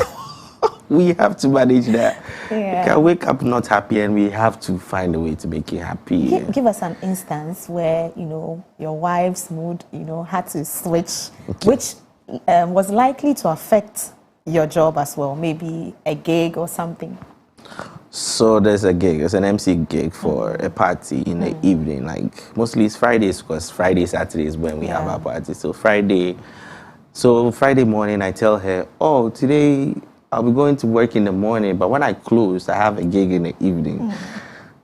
You see, you give the same reaction, like, she's not going to be happy, but she has to understand. When I come back, I'll have to appease her, so. How do you appease her? How do I appease her? How do you appease a lady? Buy the nicest things. You make sure you're a good husband for like a month. Right. Now let's look at the balance in all these things, because at the end of the day, we need to make sure that all the jobs we have are working together. We are not choosing one over the other, and one is not lacking over the other. So how are you able to balance all these things and then make sure that you are able to hit your target, you are able to do as requested? So I believe in utilizing your time well. I set reminders. You plan for the month, you plan for the week, or you plan for the day. So you set reminders on your phone, what you have to do at what time. You make sure you are hitting the pharmacy target, and you make sure that whatever gig that you take, you appear. Because most of us, we don't appear, and there's a problem. So you appear. What happens for you not to appear, Not to appear, I have a gig. I also have to cover a shift. I try to get someone to replace. The person says no, he's also busy. So it's either I increase what I want to give the person, or I return the money for the gig, of which would not be acceptable. If it's your wedding reception, you will not. Yes, I will not take that from exactly. you at all. So, wow. Now let's look at how all these stress we are talking about impact our mental health. Yes. How does it impact your mental health? You really have to be mentally sound. You have to have, as I said, a routine. Like a week, for me, in a week, on Sundays mostly, I go swimming. Very, very good exercise. You make sure your muscles are all intact. You're exercising, and also you're having good reads. Watch movies. Take your wife out. For the single people, I can't say much, but yes. We wanted to delve into, how you're able to release the stress. So you said you go on swimming, you take your, and just are these the little or few things you do? Yes, and sometimes you go out with the boys, watch a football match. Yes, go and shout your heart out. From the stress, from the work stress, from the MC. Sometimes you go to a gig, a very old lady will let you talk for a very long time, explaining things over and over again. So all these things, football helps. Watch football, release stress. Your team might lose, but still. It was very necessary to talk about that because, I mean, all the time, I know a particular team, they are always losing. I don't want to mention Yes, them. we can't mention teams, yes. But we can talk about the color. I think it's color blue and white. I don't want to say. Well, that's your team. No, that is not my team. Right. Yes. So if you just joined us, this is the lifestyle conversation here on the Cocoa Digest Morning Show, and I've been talking with Nana Kofi Adu Esiedu. Nana Kofi Ado Esiedu. Before he takes me on, he is the head of pharmacy at the Ghana Canada Medical Center, and he has been displayed on the screen. And also call in because the phone lines are being opened, and then balance. That is what we are talking about today. Nana. Okay, so give us a worst scenario where everything looked like it was stressful. Like, let's say you had a stressful week, a stressful day, Walk us through an incident. So an incident, I went to work and unfortunately a patient passed. Wow. Yes, and relatives can't pay medications. Wow. That's we take it for the patient, because when the patient passes, you can't go and say, I'm taking your money at that spot. You have to wait. So I had to close the shift with my own money. Oh. Had a gig in the evening, went to the gig, and almighty doomsday came. Wow. So you can imagine. Like, how were you feeling? The day was just, I don't know, but you still have to try and put a smile on someone's face. It was like doomsday for like 2 hours. Well, I would not, have smiled because it doesn't look like something to smile about. Well, it's your job to smile, So you're directing someone's happiness. So practically, that's one of the worst days. Yeah. Yeah. Very, very, very, very. Okay. Yeah. But do you think technology has a role to play in, trying to bring a balance? Yeah. Stress. Because in promoting yourself, you have to have good social handles, TikTok, Snapchat, Instagram. And with your phone, you capture the moment, you promote yourself. With your phone, you set reminders on what to do. You find schedules, calendars. So technology, vital role. Wow. Yeah. Okay. So we have a comment here. Let me read it out. So this is from Esther inside Pokwase, and she's asking, please, can you tell Nana to demonstrate to us how he behaves when he's in the house as a family man, and then when he's on the job as an MC? Wow. Esther, thank you so much for your question. We want to see. You want to see? You want to see? see. Act it out? Or just like in a minute. In a minute. Okay, let's start with the MCing. With the MCing, okay. So in a minute. What's the set tonight? Is there a party? Okay. Is there a wedding reception? Is there a naming ceremony? I think a wedding reception will do. A wedding reception, so okay. So hello, ladies and gentlemen. This is your MC. I go by the name Kofi Saint. I'm the only sanctified Friday born you'll ever find in Ghana. So DJ, let's take it away. Wow. You are the only sanctified Friday born in Ghana. Yes. So what's happening to the other Friday boys? I don't know what they are doing, but We are taking offenses in that. And then as a family man? As a family man, okay. So I'm seated in the couch at home. I'll be like, so I don't know if to mention my wife's name, but yes. But I hope she's watching, though. Oh yeah, of course she's watching. So be like, Kuka, can I have a Coke? That's my favorite beverage. So Coke and in the couch watching movie. Maybe watching something on my phone. I multitask a lot. Answering text, watching movie, or browsing to all of that. Yeah. So basically, I'm cool in the house. Very, very goofy in the house. So from what I just saw, it means you have two personalities, right? Yes. You know, the outspoken one, the vibe and all those, and then the very cool, calm husband. Yes. Right. So let's talk about the cultural influence. What do you think is influencing people to multitask? Because ideally, I think every human being should just have one job. That's what I think. I mean, we should just have one job. You're 5 to 8 and then you go back home. Sorry, 8 to 5, you go back home and then you rest. In this Ghana,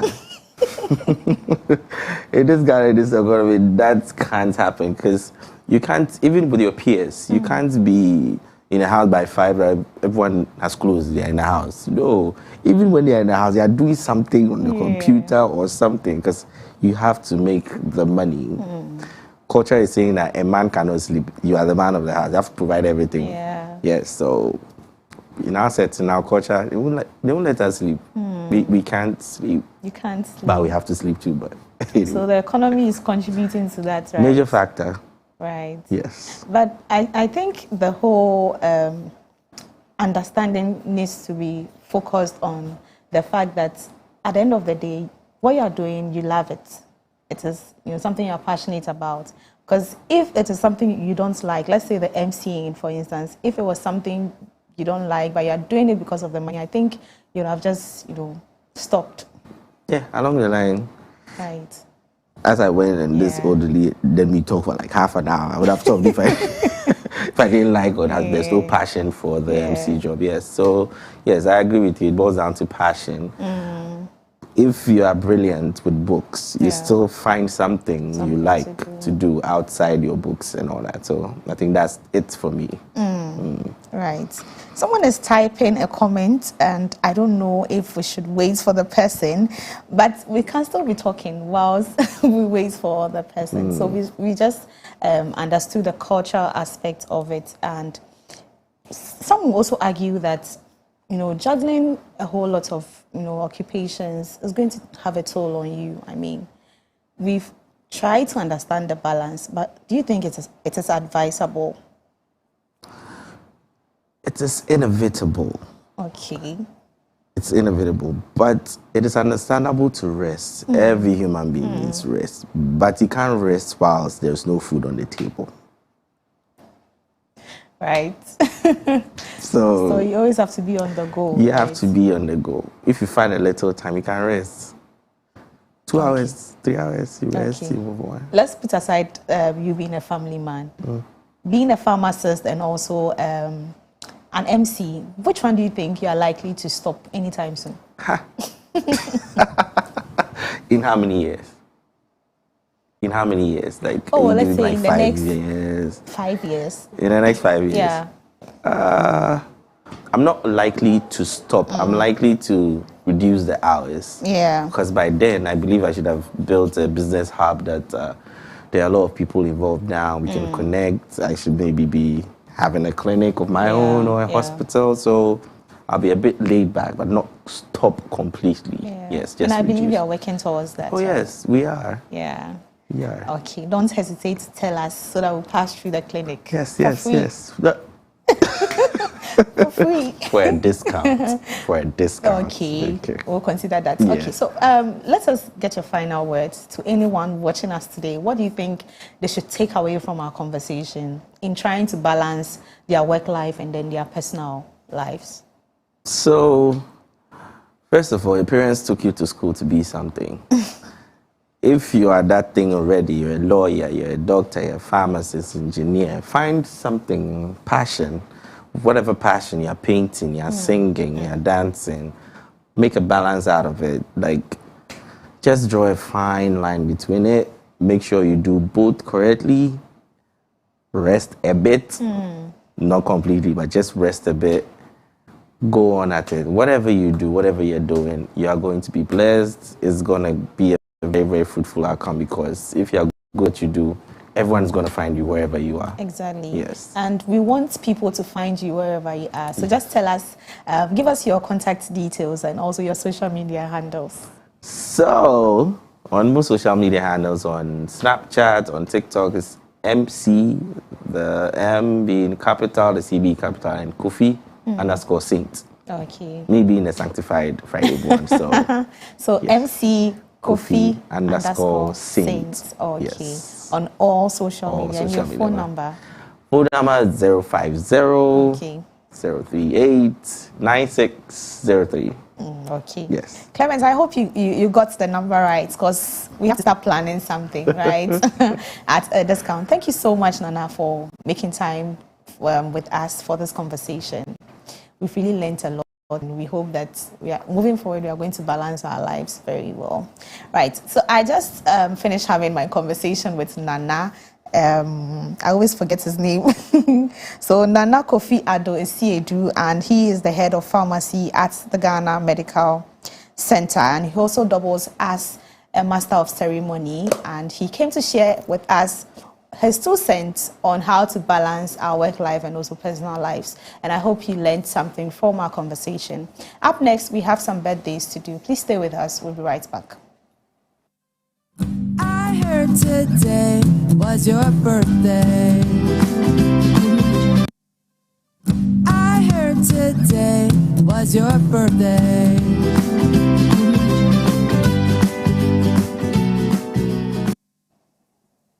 Right, so let's take our first birthday celebrant.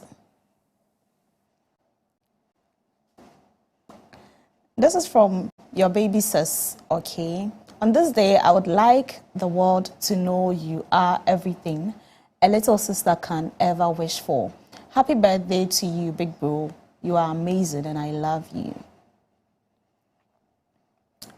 Right, this is from Ruth to Emmanuel Ajete.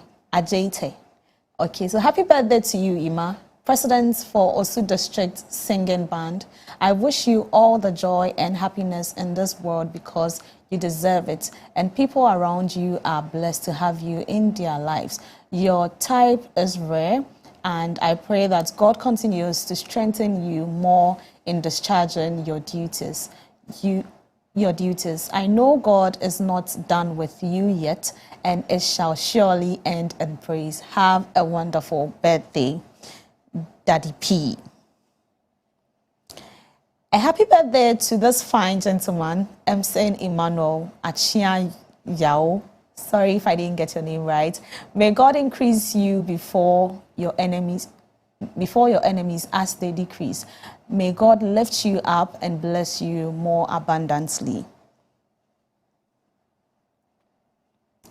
Okay, so this is from the Jade family. A blessed birthday to Father Ohana and daughter O'Hara. Sorry if I'm not getting the names right. Praying that this joy will never depart from your life, and whatever your heart desires be granted. Okay, so this is from Pro Max teammates. Happy birthday, Gideon Kwesi Nakote, aka NKG, aka Polarize, aka Wodada. Right, so we wish you a happy birthday. May God Almighty protect all that concerns you. Happy birthday. We love you, love you, love you. Okay. And this is from Presla to Mamushi. Thank you for being a sister, a friend, and for teaching me to value myself more. I'm grateful for you. Happy birthday, Mamushi. From Jesse and the protocol team, a very blessed anniversary to Mr. and Mrs. Otu. May our God continue to bless and make your union example to many. We pray for more children, and that the bond between you will never break. Right. Happy birthday to Mr. and Mrs. Edu. May God bless them abundantly and give them proper health conditions. This is from their children. And this is also from the protocol team to Mrs. Amaki Diame. Happy birthday, Mrs. Amaki Diame. Praying for more money, good health, long life, and prosperity. May God continue to bless you for what you do for us. Okay, happy birthday, dear. Enjoy your day from your friend. Okay. And this is to Queen Selassie. A glorious birthday to Queen Selassie. Age gracefully, dear. Much love from this end. And this is from your wife and children. Happy birthday to you, Reverend Samuel Labi Ek. Praying that the oil on your head will never run dry and may all your smiles never fade. Thank you very much for all you do for me and the children as well as Awana Ministry as a whole. Thank you so much for bringing in your birthday wishes this morning. This is where we end the birthday segment here on the Cocoa Digest Morning Show. A quick shout out to Mary Ann Asamoah inside Adenta House in Down, near Benefit of Christ Mission. You are watching me today. A big thank you so much. And a thank you to my family. Yeah, they're also watching me here on the show. So Clement has already come, and I know Yaira is ready with her guest to take us into the world of marriage. Please stay with us. We'll be right back.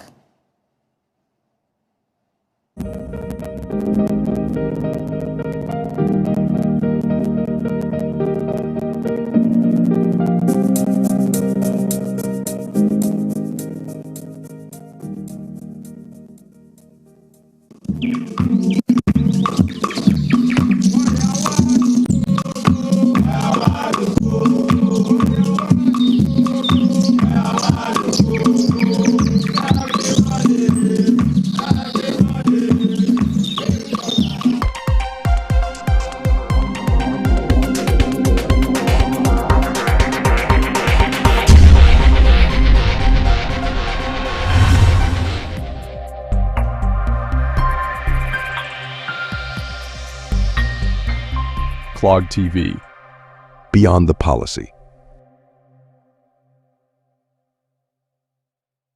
Where are you? I got a 1013. A Vic near Center Street. Liv!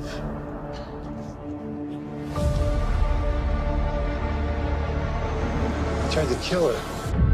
I tried to kill Kathy. Who's he working for? NYPD. He's the international liaison in Rome.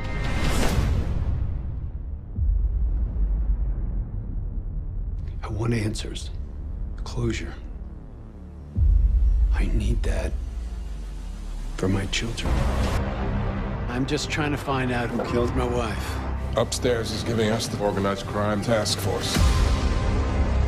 Elliot is not in charge of it. Who is? Detective Stabler. Nice to see you again. Our charge is to bust an international drug cartel. I just haven't been able to prove it yet. I've never met the smart, dangerous, very bad man. I'd kind of like an introduction. I run a legitimate business enterprise. And my job is to catch scumbags. There's no doubt in my mind, I know what you are. Extraordinary accusations call for extraordinary evidence, Detective. Prove it. I will. Eli, get inside. Get inside. We can nail the son of a bitch who did this to your family. I was a damn good cop 12 years ago. I'm a better cop now.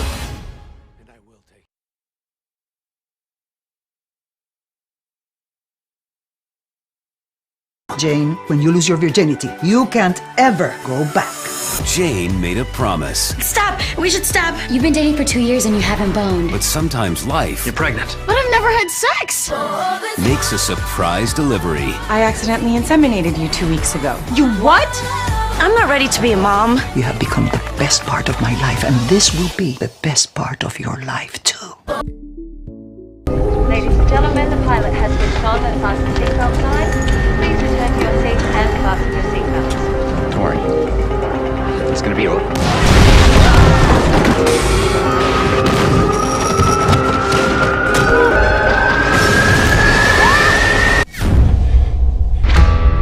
We must have been at about 40,000 feet when it happened. Hit an air pocket. Dropped. But we crashed 1,000 miles off course. They're looking for us in the wrong place. Stranded on an island. No one's coming for us. What was that? Did anybody see that? Terrific. My main concern is keeping us alive.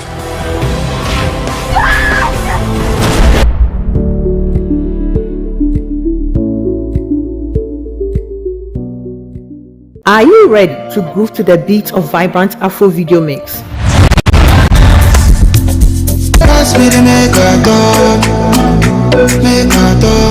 When you dance on you are the ones you don't make it matter. Did it rush when it be more? Girl, I wanna be with you, but you know they got enough time from me. Celebrate me. Now when I day alive. Experience the power of music that transcends language and touches our souls. Videos captivating you daily, bringing forth emotions and expressions that words alone can't convey. Let the rhythm move you, only on Clock TV.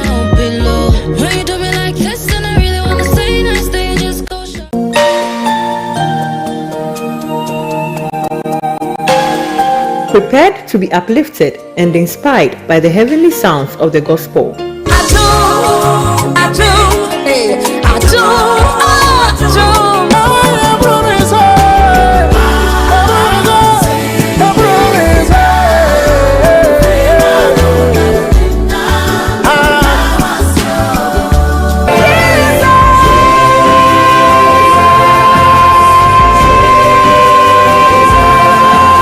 Tune into the Gospel Hour, where the divine melodies will captivate your spirit and bring you closer to the essence of faith. Experience joy of gospel music with high quality and latest gospel videos, exclusively on Clock TV.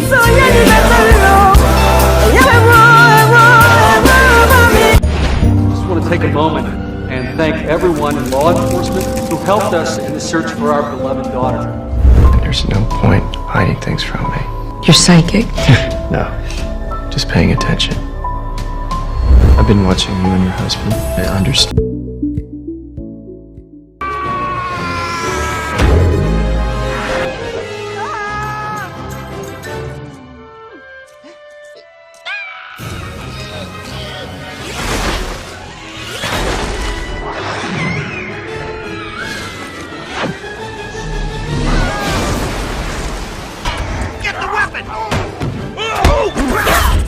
Tigress!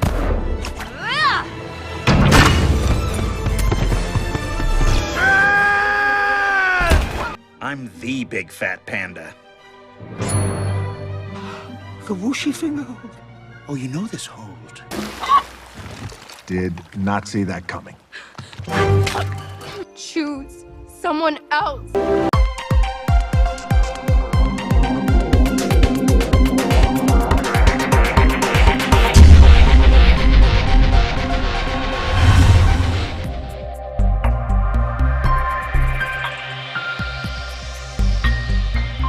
Clog TV, Beyond the Policy.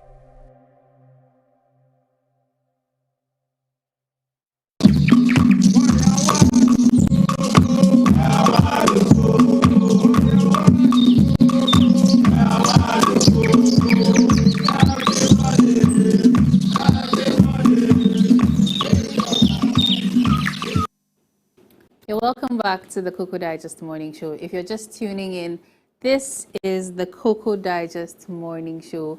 We're about to have our main discussion. And please don't forget we're streaming live on Facebook and YouTube at Clock TV. So just find Clock TV, call a friend, text a friend, because today's topic seems it's very interesting because even people here in the studios are very, very excited about it. So For the main discussion, we have a lawyer here. And apparently is marriage in the legal terms.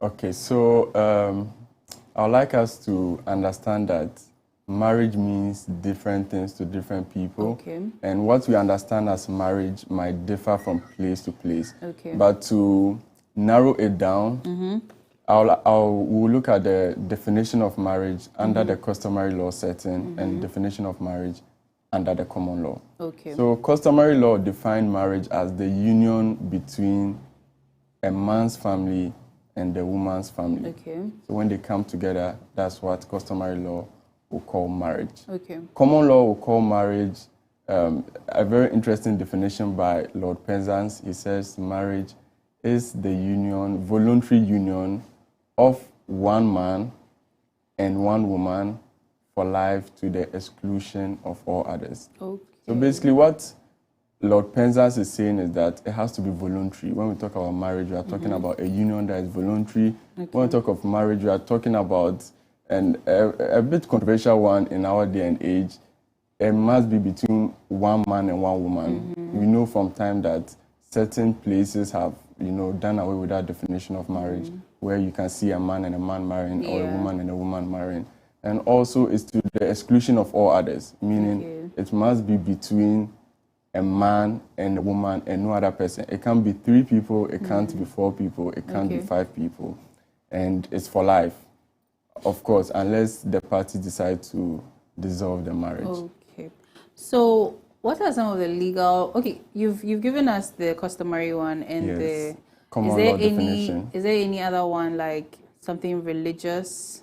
Yes, so under the common law definition, it mainly captures the Christian faith. Okay. So the common law definition captures the Christian faith. That's why it talks about the exclusivity of marriage. Okay. So it says one man and one woman. Okay. But when we look at another one is the Mohammedan marriage, where it doesn't necessarily have to be one man and one woman. It can be one man and 2 women, or women, or even 4 women. Okay. So yes, that's another aspect of it. Okay. So under the law, today we are focusing more on law. What are some of the legal requirements for one to marry? Well, fundamentally, we have to look at age. We cannot bypass age. In Ghana, the minimum age is 18 years old. And even with the 18 years old, you need the consent of your parents. Okay. So anyone that falls below the age of 21, so that's between 18 to 21 years old, when you're getting married, you need to have the consent of your parents or your guardians. Okay. Another requirement or another thing you need to know is that when you're getting married under the ordinance, you cannot get married when you're already married. Okay. So you can marry twice if the previous marriage hasn't been dissolved. Okay. So under the ordinance, you have to marry once, and if you intend to marry again, you have to dissolve the first marriage. Okay. So yeah, that's another requirement that must be met. Okay. So with the ordinance, like the customary, nowadays we have people doing the customary, everything together. So if someone is married, under the customary rights and goes to do the ordinance, and here in the customary rights here in Ghana, I think some tribes are allowed to take a second wife. Yes. What happens if they've also done the ordinance? Okay, so it depends on which is done first. Okay. So in the event where one is married under the ordinance, which says that one man is to one woman, then no other marriage will be valid after that. Okay. So it doesn't matter if he marries the other wives under customary law, it's still not going to be valid.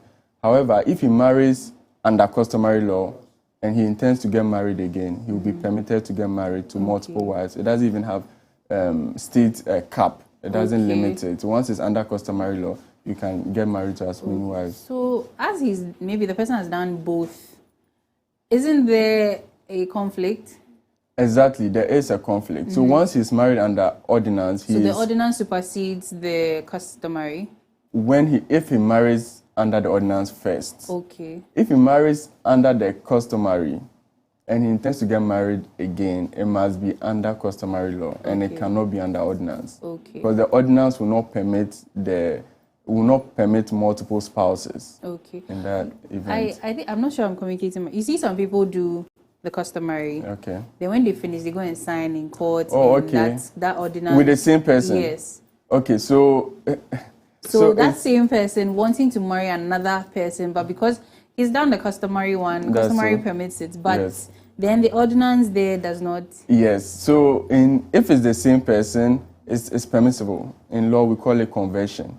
Okay. So you've just converted your customary marriage to marriage under ordinance. Okay. But so once you've done that, you can't get married to another person again. Okay. Yes. Okay. Yes. Then So you've converted your marriage, and you no longer get the benefits or the attributes that come with the customary marriage. So can you touch a little on the ordinance for us? We hear of it. Even there are some myths about it that if you marry under ordinance, you can't even divorce and things like that. Wow. So if you can educate us a little. Okay, so what we call ordinance marriage is basically a fraction of maybe the Christian marriage, the Christian religious marriage, and the Western marriage, what has been practiced in the West.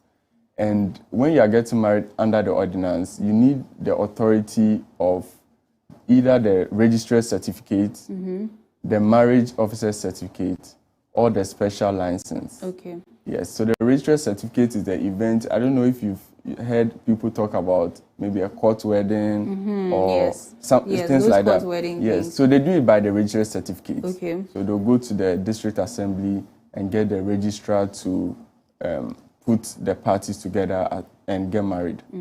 The next one is the marriage officer certificate, and that's what we see in the churches. Okay. So that's the certificate that allows pastors to, ordinate, or pastors to put spouses together. Okay. And the last one is a special license. And in this case, you don't need to go to the registrar, you don't need to go to the pastor, but you can go to any venue of your choice if given, and the marriage can happen. Okay.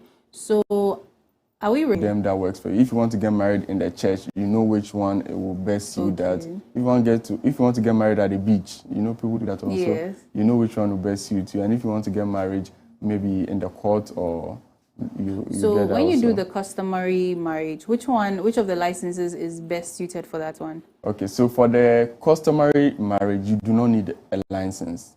So the license is for the marriage under ordinance. Okay. Yes, you do not need a license for the customary marriage. Okay. So when the customary marriage takes place, do they have to go and do any registration anywhere?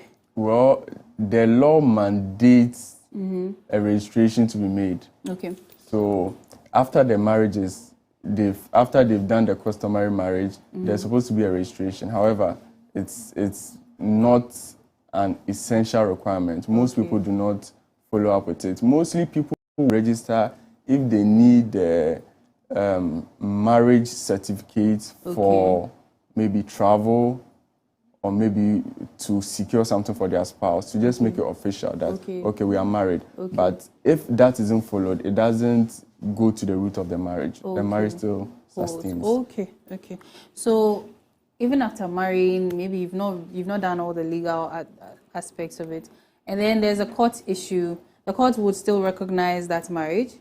It depends on which marriage it is. I'm talking about the customary one. Yes, the court. Still, yes, the court will still recognize. In fact, for a customary marriage to be valid, it has to meet 4 main requirements. Okay. The first one is the consent of the parties. Okay. They must be willing to come together as a couple. The second one is the consent of the man's family accepting the woman as his wife. So the man's family must also accept. We initially said as a coming together of the man's family and the woman's family. So the man's family must also accept the woman. And likewise, that's the third condition, is that the woman's family must also accept the man. And the fourth condition is cohabitation. Okay. Once all these are met, the marriage is valid. Okay.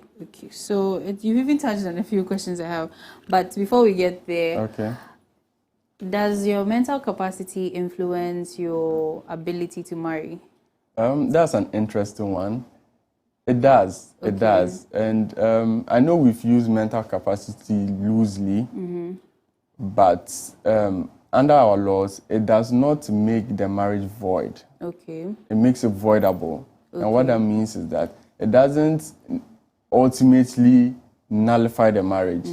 It doesn't ultimately nullify the marriage, but it's if you get married to somebody and after a while you find out that maybe at the point of the marriage the person had a mental, issue that you did not even know of, or maybe the person even at the point of the marriage had a mental issue, maybe lack mental capacity, as you rightfully said, then the person can take steps to nullify the marriage. Okay. But if the person decides not to, the marriage still subsists. So someone who clearly is probably bipolar or schizophrenic can actually decide to marry and it will be allowed? Exactly. Okay. If steps are not taken to nullify it, the marriage is valid. Okay. So you see, based on some of the movies, we find that maybe somebody has sort of molested a mentally ill, If the girl does not want to get married, nobody can force her to get married. Okay. So I have a question. Someone is asking, what is the law's stance on cohabitation? Okay, so cohabitation, I know mostly it's when it comes to customary law or customary law marriage, that's when cohabitation plays a very key role. And for a customary law marriage to be valid, cohabitation must be present. The people around, your neighbors, your family, must see that the parties are living together for it to validate the marriage. Yes. So how long, what is the duration that the law would decide that, yes, these people are... Well, there's no duration. There's no duration. And even in this, and in our time, a lot of things have changed. So a couple can get married and maybe after a while, shortly after, one has to travel, one has to leave and all of that. So cohabitation will not necessarily mean that they must be together at the same place at the same time for maybe a year or 6 months, but just the showing to the world that, we are together. Okay. It meets the criteria for cohabitation. Okay, so another question here says, so does the law validate cohabitation before marriage? Then indeed, the law is at war with the word of God. Miriam. That's interesting. Does the law validate cohabitation before marriage? Well, it's up to you.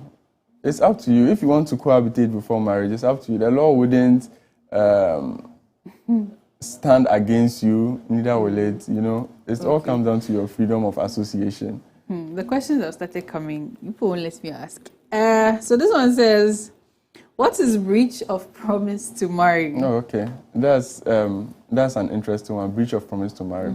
So basically, breach of promise to marry in simple terms is when one person, mostly the man, promises to marry a woman, gives her promise, fills her with dreams, hopes. She gives the man her all. Yeah. And after a while, the man says he wouldn't do it again. And that's what we term as breach of promise to marry. And he doesn't even necessarily have to say he wouldn't do it again. If after a while you see that the man is going to marry somebody, especially under the ordinance, and once somebody is married under the ordinance, the person cannot go ahead to marry again. So that's also a breach of promise to marry. And that is, you can have a course of action against the person. Okay, yes, you can I was going to ask. Yes. So, what would you even? So the suing. What are some of the benefits you can get for suing somebody who has failed? So, breach of promise to marry, you only get damages. Okay, you only get damages, and by damages, the court can order that the man maybe compensates you in a way. It can be penal. Okay. It can be penal. They might give him they might award hefty costs in your favor. So that's what you can get. You can't force the man to marry you at the end of the day. There's no specific performance for breach of promise to marry. Something like breach of promise may seemingly be just word of mouth. Yes. How does that work where in the court where we need evidence for some of these things? Well, so that's the issue of evidence is a difficult one. Like you said, how does it work? How are you able to show that, he promised to marry? There are other things. Some people buy rings. Okay. Some people buy rings. Some people, substantiate their promises in a way, you know, cause maybe the other party to even leave their job. Yeah. Maybe working in Accra, you have to travel, come and stay with me, maybe in a different region or in a different country, only for the person to end up not marrying you. Okay, so what about if all you have is just videos, or, you know, those videos of you together and then text messages or something? Because, of course, there aren't any other tangible things you can use. Tangible proofs. Yeah. Yeah, so like I said, it's a question of evidence. All what you have, it will have to be determined by the court. Okay. Whether there was a promise to marry from the look of things, whether there was an actual promise to marry, and if there was it breached? If it's the court comes to the conclusion that it was breached, then there's a course of action. Okay. So there was also another question about something like the cohabitation. Okay. If something happens to one partner, what are the liability? What's this word? Indications or When you say, what happens with that? If something happens to one partner, what do you mean? So maybe terminal illness or even death or some injury, probably caused by virtue of the fact that they are living so together. okay, let's try and toe the line of abuse. Okay. Where we are cohabiting and then you have injured me probably beyond repair or something. What are the, aside the domestic abuse or domestic violence parts of the law that will handle that, the fact that we are cohabiting, what are the liability issues there that can be looked at? So it depends on the parties. Okay. It depends on the parties. Like you rightly said, there's obviously a domestic abuse. There's obviously a domestic abuse situation there where somebody is abusing the other person. So you can take maybe you have a course of action there. Okay. But aside that, as you know, somebody who you are looking to get married to is already abusing you in a situation like this, I think it's up to you to come up with the... Some people love. It's so up to the parties, you know, to make that decision. The law is not going to come in for you in this situation. Yeah. You have to make that decision. Do you want to continue to remain with the person? If not, you know what to do. Okay. So in a situation where, by virtue of cohabiting with you, the girl has fallen ill, maybe some exposure to some pathogens or something, will you be held liable? That would be definitely based on the facts of the case. Okay. Were you the cause of it? Did you owe her maybe some duty of care that you didn't exercise properly? So yes, it will depend on the facts of the case. Where it has been established that there's a duty of care, then you'll be held liable. Okay, so I know that stuff like child marriages are prohibited, they're illegal in the country. But in certain tribes, child marriages are actually legal, you know, so to speak, or are there. I think even from the little I remember in Akan Mamre that we learned in primary school, there was something about even they can betroth a young girl, probably just on the cusp of puberty, to an older man, probably as a way to pay off a debt, or just even him taking an interest in the child. So he starts to pay her school fees, all the duties the father should actually take on, then he's doing that. How does that, what are the dynamics with the law? Well, the law frowns against child marriage. Like I said, the legal age of marriage in Ghana is 18. And even with that one, you need the consent of your parents. Between the ages of 18 to 21, you need the consent of your parents. So all of that is illegal.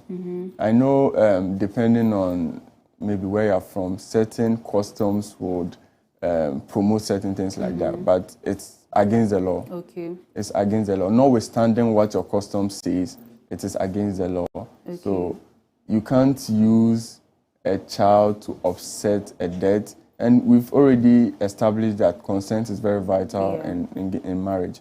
So in most of these cases, the child would even consent. Yeah, the child is not able to consent. Isn't able to consent, wouldn't consent. And their parents are using, you know, force to... Yes, so that all of that is not permissible under our laws. So How does the law determine what is permissible and what is not? Because customary marriage is permissible, but then here, there's another customary right or customary activity is frowned upon.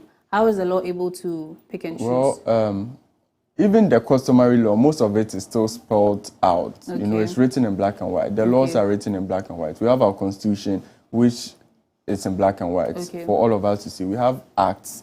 We have other legislation, other pieces of legislation that is written in black and white. Okay. That will determine what is permissible and what is not. Okay.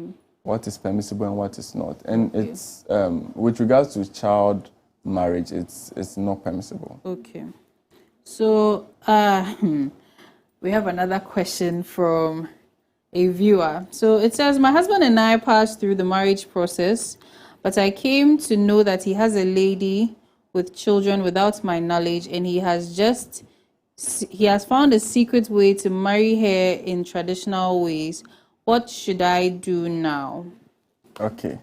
Can you take the question again? So my husband and I passed through the marriage process, but I came to know that he has a lady with children without my knowledge, and he has just secretly gone to marry her in the traditional way. That's, what should I do? Maybe a bit unfortunate in her circumstance. However, it's valid. Okay. So she got married to her husband under the customary law marriage, right? Yeah, it seems that's what she said. She just said marriage process. She said he has married the other woman in the traditional process. Okay. So it depends. If she got married traditionally, what we call customary law marriage, okay, then he can go ahead to marry the other woman and it is valid. Okay. However, if her marriage was under the ordinance, any subsequent marriage becomes invalid. Okay. For the children, they are still going to be his children. Yes, of course. So, yes. So, let me clarify for everybody. Let me ask to clarify. The church wedding and the ordinance, are they the same? Okay. So, what we call church wedding is a subset of the ordinance. Okay. So, like I said before, even under the ordinance, it's either done under the authority of the registry certificate, the marriages officer certificate, or the special license. Okay, and mostly what we call church wedding falls under the marriage officer certificate. Okay. So yes, it's a subset of the ordinance. Okay, so we have a comment here. Diana Voski Katamani says, handsome man. Oh wow. Yes, you already have fans. Okay, so let us continue. Okay. So what are some of the legal requirements for obtaining a marriage license? Okay, wait, before that, what's the difference between a marriage certificate and a marriage license? So it's basically the same thing. It's the same thing. Okay, so what are the legal requirements for obtaining any of those? Okay, so the legal requirements for obtaining a marriage certificate, so it depends on which one exactly are you going after. Are you going after the registry certificate? Are you going after the marriages officer certificate? Or are you going under the special license? Okay. So let me just give a bit of clarity. So the registry certificate is what is used, like I said, people speak about court weddings and stuff like that. So that's what is used for the court wedding. Okay. We don't necessarily have a court wedding, but for the lack of better word, that's what is used for the court wedding. Then the marriage officer certificate is what's used in the church. So if you want to get married in the church, that's what you go for. And the special license, like I said, if you want to get married elsewhere, you go for the special license. Okay, so with a special license even, who is given the authority to issue it? So you go to the assembly. Okay. Yes, for all of them, you go to the assembly. So all of them are in the assembly? Yes, the district, you can go to the district assembly. Okay. So the lady who sent her question about being married and then finding out the husband she says her marriage is under ordinance, but he's gone to marry traditionally the other lady. So it's invalid. It is invalid. The second marriage is invalid. You can't get married once you have a subsisting marriage under ordinance. Okay, so we have one last question, then we take a quick break. So this one says, good morning. Can a court marriage be considered substantive without customary marriage in Ghana? This is from Justice from Kumasi. And can it also be done without the parents? Yes and yes. So with the court marriage, it's valid.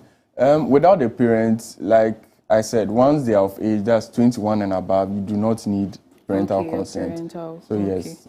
So another one just came in. Let me read it quickly, then we go on a short break. This one says, oh goodness, give me a second. Yes, it's financial. We've not reached there.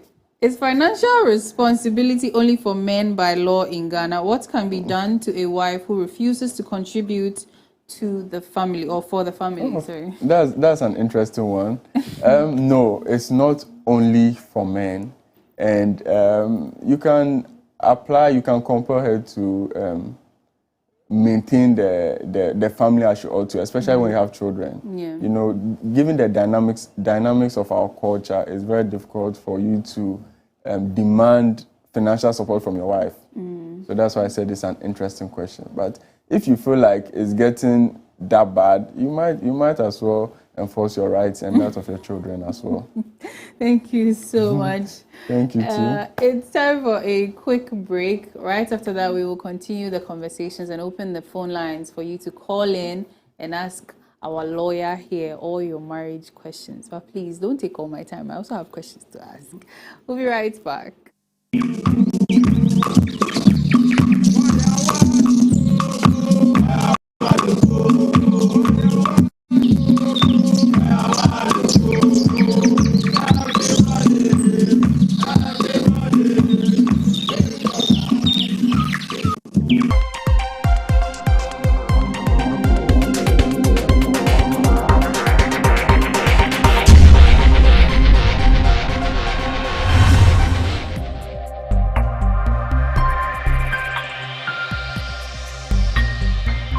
Clog TV, Beyond the Policy. Where are you? I got a 1013. A Vic near Center Street. Liv!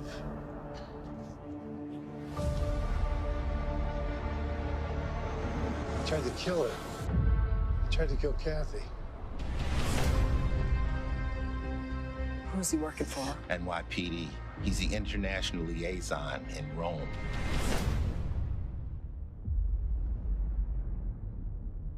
I want answers. Closure. I need that for my children. I'm just trying to find out who killed my wife.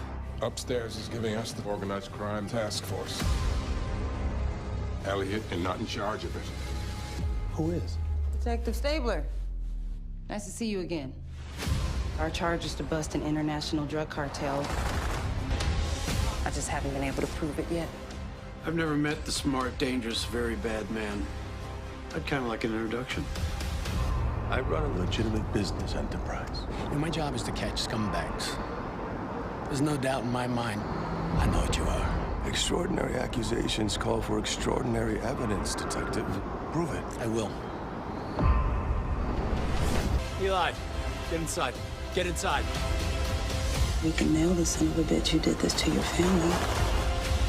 I was a damn good cop 12 years ago. I'm a better cop now.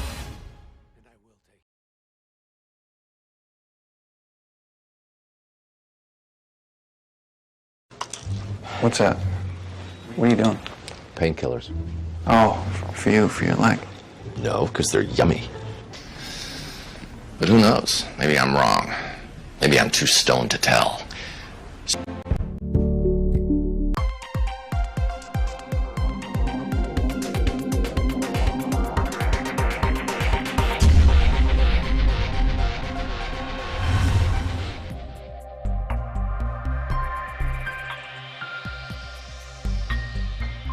Clog TV, Beyond the Policy.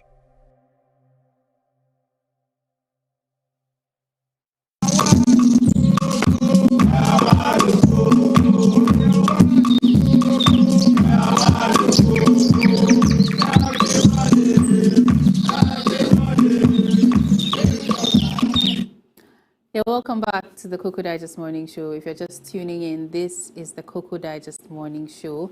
We are talking about the capacity to marry, understanding the legal requirements and restrictions to marriage here in Ghana. And we have a lawyer with us, Ernest Hardy Natoma Silas. And he's an associate lawyer at Gomda and Associates. And he specializes in corporate, commercial, intellectual property law, and family law as well. Of course, after this conversation, we'll have him back, so don't worry. Please don't forget to send in your comments, your questions to our Facebook and YouTube live stream, to our WhatsApp number. Our phone line will also be open very soon for you to call in and ask your questions. So, Lawyer Hardy. Hello, Yara. Let's get right back into it. Okay. In some wait, I have a few comments here. Let me read them before we go on. So the person who asked about whether the marriage can be done without the parents says, thank you for the answer. Clock TV is the best so far. Thank you. Thank you too. And I hope the person is not planning to get married without their parents. I'm sure he's old enough. Maybe, well, if something happens, we'll hear. So, hey, you ready? Okay. So there's a slight jab at you. Okay. He says, our lawyer isn't married yet, but he has read the law, so he has a little knowledge about it. But experience also counts, so tell him to get married and get the full package because he's a very nice and gentle man. Well, that's an interesting whether or thing. not you get married, the law is the law. The law is the law. Don't pressure our lawyer. He will enter with style. So then the lady whose marriage, her husband has married another lady under customary law now. She says, please, I don't know what to do. What should I do now? The lady I'm talking about was his former girl. Can I go to court and end the marriage? Please tell me something. Our lady is pretty desperate. Okay, so what I'm getting from this is she's married. Her husband has gone ahead to marry again, even though they're married under ordinance, and she wants to do something about it. She wants to. Well, she can apply. Yes, she can apply for the marriage to be invalidated. Okay. To be nullified. Okay. To say, because it's you can't, like I said initially, you can't get married under ordinance and get married again. Okay. So the marriage on its own is a nullity. It doesn't have any legs to stand on as far as the law is concerned. The second marriage is a nullity. Okay. However, if she feels like she needs to take in certain steps, she need not take any steps actually. But if she feels like she needs to take in certain steps, well, she can. He's going to marry somebody else. So probably, he even has kids with the other person, maybe he's going to even live with her or something. So maybe she wants to end the marriage and then... Yes, so with regards to that, as far as marriage is concerned, the law does not perceive them as married. So they will not, for instance, when it comes to inheritance, she cannot inherit from him because she's not his spouse. Okay, so even if he dies, their children can. Okay. So even if he dies today, the second wife, so to say, who is not actually a wife, cannot benefit from his estate. Okay. However, if she even goes ahead to, let's say, nullify it in her own way, it doesn't stop the man from sleeping in her house or at a place or renting a place with her or having more children with her. He's still going to continue. Yeah, but I think she wants to leave because she's saying, can I go to court to end the marriage? Okay, end her marriage. Yes, her marriage. Oh, yes, okay, she just said the marriage. I don't know if it is the other people's marriage or hers, but I'm sure... Either is still accurate. Either is true. You can go ahead and end your marriage. You can... dissolve your marriage on the grounds of adultery. Okay. Yes, which is very evidenced by the kids. So yes, even though we will have a discussion on divorce later, maybe in our subsequent interviews, can you just give us briefly what are the main grounds for annulment or divorce? So when we talk of divorce, we are talking about the dissolution between marriage between parties. Okay. There's one ground for it in Ghana. And that's that the marriage has broken down beyond reconciliation. Okay. That's the main ground and the only ground, actually. The marriage has broken down beyond reconciliation. And there are elements to prove to that. Okay. So you have to establish at least one of these elements. And one of them is adultery. Okay. So that's why I said in this case, she can go for a divorce.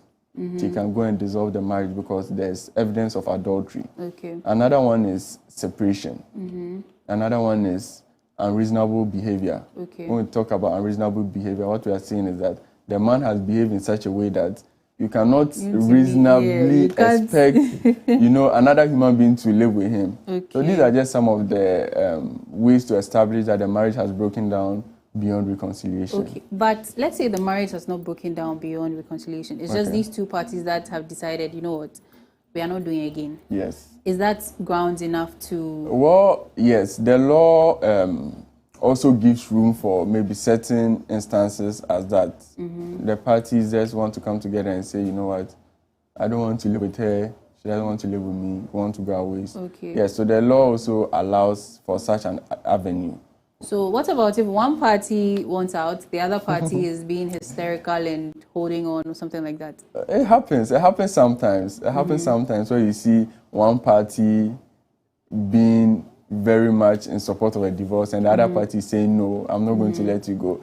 At the end of the day, it comes down to consent, like we rightfully said. Okay. You don't want to be together, no. I mean, you can try, yes, but you can't continue to live with someone who doesn't want to live with you. Even if you don't, the marriage doesn't get dissolved in the court setting, you'll be living a miserable life. So yes, it happens, but it doesn't stop the dissolution of a marriage. Okay. These people, if you have questions, let me ask mine. So this one says, a man marries under customary and marries another woman under ordinance after 2 years. Which marriage is valid? And what will the law do to such a man? Okay. This is interesting, and this is very specific. I mean, you can tell the person to feel free to ask his question. Well, he says which of the marriages is valid? Well, the first one will be valid. The first one is customary one. Yes, and then now valid. He's also going to do ordinance after 2 years to another one. That wouldn't be valid. It is not valid? No, it's not. Okay. And then what will the law do to somebody who does something like this? There's a match. The second one is not even, so it's a nullity. Nullity means it doesn't even exist. Okay. Notwithstanding the documentations and everything. Notwithstanding the documentation and the ceremony and how much you spend on a wedding and the rings, it doesn't exist. Once there's an existing marriage, you can't get married under ordinance. Okay. But what if, you see, in this our Ghana here, something like the customary one, they finished, they didn't really do any of the legal processes that you talked about. It's optional, right? Yes. But this ordinance one, they've done the whole church thing, getting all the licenses and stuff. It still remains. Yes, so we need to understand that there are 3 forms of marriage in Ghana. All of them are valid in the same measure. Okay. Not one is more valid than the other. So we have the marriage, the customary law marriage. We have the Mohammedan marriage, and we have the marriage under ordinance. All of them are valid. So whichever you decide to engage in becomes valid. Okay. And notwithstanding your next, so let me give you an example. I married under the Mohammedan marriage, and I go ahead to marry under customary law marriage. Both of them are valid because both of them will permit multiple spouses. Yes. However, I can't marry under any of them and go ahead to marry under ordinance because the ordinance marriage does not permit multiple spouses. Okay. We have a caller on the line. Hello. Okay. And where you're calling from, please? Yeah, I'm Samuel calling from Awoshi. Okay. Hello, Samuel. What's I want to find out if a marriage can be nullified based on deceit. Deceit in what sense? From the part of a man who from the beginning does not tell that he is employed, and he has been given the chance for about 5 years. Still, he is not making any effort to do something to bring food to the table. Can the woman in this instance call for a divorce? Okay. So based on deceit, maybe you lied, you were employed, and then it comes that you don't have a job to do and you are not even trying. Well, deceit, yes. But in this circumstance he's given, it might be very difficult to establish it. Unless, of all, you want to establish it under unreasonable behavior. Okay. And say that maybe he's behaving in such a way that you can't be reasonably expected to live with him. So in that situation, yes. You can. However, deceit in general can also invalidate the marriage. Okay. Yes. Okay. Hey, I see. I'm not going to read anybody's. Oh, let me read one more, then I'll ask mine. Okay. My producer. So, how can a marriage under ordinance be separated? I mean, the process one can go through to get the marriage separated, either man or woman. Okay, so we are talking about the dissolution of a marriage. Yes. Okay, so it's done through a court process. Okay. Yes, which is known as divorce. So you just have to establish that the marriage has broken down beyond reconciliation. And I previously went through what it means for a marriage to be broken down beyond reconciliation. We are talking about the fact that maybe a party has committed adultery, or a party has been separated for 2 years. 2 years. Hey, 2 good years before 2 good years separation. Hey. You can establish any of them, or the party has behaved in a way that you can't be reasonably expected to live with that person. Yeah, or dissertation. The party has left you and no chance of coming back, no chance of, getting back together. You can also apply for a divorce in that sense. Okay. So, yes, on the separation thing. Okay. What about, so what happens, or what does it mean if maybe 2 people got married under the customary law, but they don't live together as a family unit? They have kids, but so to speak, your local residents, sort of. Okay. So when we talk about... Okay, let me even give it for over 10 years. Is that still a recognized marriage? It can be. So let me break it down. When we talk about separation, we are not necessarily talking about location. Okay. They having 2 separate residents, or they having... In fact, there are instances where a couple living in the same house, the court has held that there's been a form of separation. In that, as far as marriage is concerned, they are not living together as husband and wife. That's basically what separation entails. The parties not living together as husband and wife. The wife not performing her duties as a wife. The husband not performing his duties as a husband. So notwithstanding their location, notwithstanding where they are staying, notwithstanding all these other circumstances, if it has been established that the wife is not, performing her duties as the wife and vice versa. Yeah, so even for follow-up for this particular question, they are not in the same household. So they are not performing husbandly and wifely duties to each other. The man is not providing for the household. He's not the sole provider. It's rather the woman. So it's basically like the woman is with the kids and she's more or less a single parent. Is that a recognized marriage? If that's the idea, so from what you are saying, they've parted ways. It may not necessarily be. They are still in contact. Do they perceive themselves as husband and wife? I should think so. But you see, with the perception of husband and wife, let's say the man is providing for the family. Yes. But maybe it's on occasion in this circumstance. Is that a recognized marriage? Like I said, does the wife see the husband as her husband? And does the husband see his wife as his wife? Okay. Yes. So these are some of the dynamics that will be in play. It can happen, like I said, in this day and age, they can parents can decide to maybe separate their tasks and responsibilities. Some parents will say, you know what, I'll take care of the firstborn, you take care of the lastborn. And they are living in 2 separate locations. And that's what's happening. The man is not necessarily providing, the woman is not also necessarily providing. But they are still together as a family. So yes, it all comes down to it. Okay, so we have a caller on the line. Hello, your name and where you're calling from, please.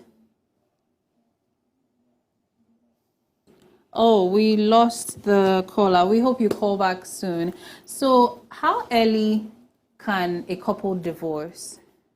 Okay, so the law prescribes 2 years. Okay. So 2 years after you get married, then you can initiate a divorce proceeding. However, if under those 2 years you feel like you still want to divorce the person under certain conditions, you can't go ahead and divorce. Okay, so what are some of those conditions? So one of those conditions is that the person is behaving in the unreasonable behavior, right? This goes beyond unreasonable behavior. Okay. This depravity. Hey. So yes, that's the word, Okay. depravity. So when it's, unreasonable behavior is I think it's a less harsh word. Okay. But when it's depravity, the person is behaving in a very harsh and depraved way, then you can initiate a divorce under 2 years. Okay. So, another question. Good morning. Please, I learned that if you do ordinance marriage and you are not divorced, you can't even do what we call engagement or customary marriage. Please, how true is that? I learned you will go to jail for about 10 years minimum. Please, how true is that one too? So this is from Yao, from Aoshi. Okay, before we answer Yao's question, we have a caller on the line. So, hello, your name and where you're calling from, please. Hello, good morning. I'm calling from Victor. Okay. Your question, please. Yeah, I wanted to find out concerning the white wedding, and that is being organized in the church. Can you do it without the permission of the law, without certificate, issuance of certificate? Let's just put it that way. Okay. No, you cannot. Okay. No, you cannot. You can't. Okay, so your question has been answered. You cannot do that. So yes, let's get back to this question. He says, I learned that if you do ordinance marriage and you are not... Please, I learned that if you do ordinance marriage and you are not divorced, you can't even do what we call engagement or customary marriage. Please, how true is that? And I learned you will go to jail for about 10 years minimum. And how true is that one too? Okay, so the first bit is true. Once you are married under ordinance, you cannot get married under any of the other forms of marriage. Okay. The Mohammedan marriage or the customary law marriage. So that bit is true. However, the 10 years jail term is untrue. It's not true. Yes. Okay, okay. So, now that the questions have reduced, in some cultures, you can marry from your father's family and things like that. But according to the law, you can't marry close relatives. How do Ghanaians, or how are we supposed to navigate that? Okay, so that borders along the lines of affinity and consanguinity. Okay. And what that means is, like you said, marrying relatives. It depends, or it borders from culture to culture. Okay. The law does not necessarily speak on getting married to relatives. However, the law speaks on having sexual relation with relatives. So that's incest. And the law speaks on a man having a sexual relationship with his daughter, granddaughter, sister, mother, and grandmother. What about niece, nephew, cousin? So the law doesn't speak on that. Okay.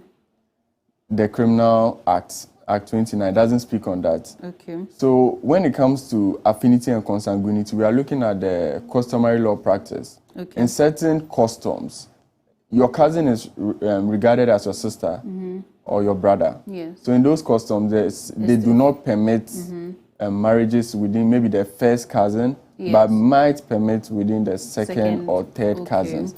So yeah, it depends on culture to culture. But as far as the law is concerned, it cannot be between you and your sister, or you and your mother, or you and your daughter. Okay. Yes. So what about because I think sometimes we see these kinds of posts where somebody has married his stepdaughter. Stepdaughter. Okay. So once the person is a stepdaughter, adopted or taken in as a stepdaughter, the person is recognized as a daughter, legally speaking. The person is recognized as a daughter. The father is performing the roles of a father.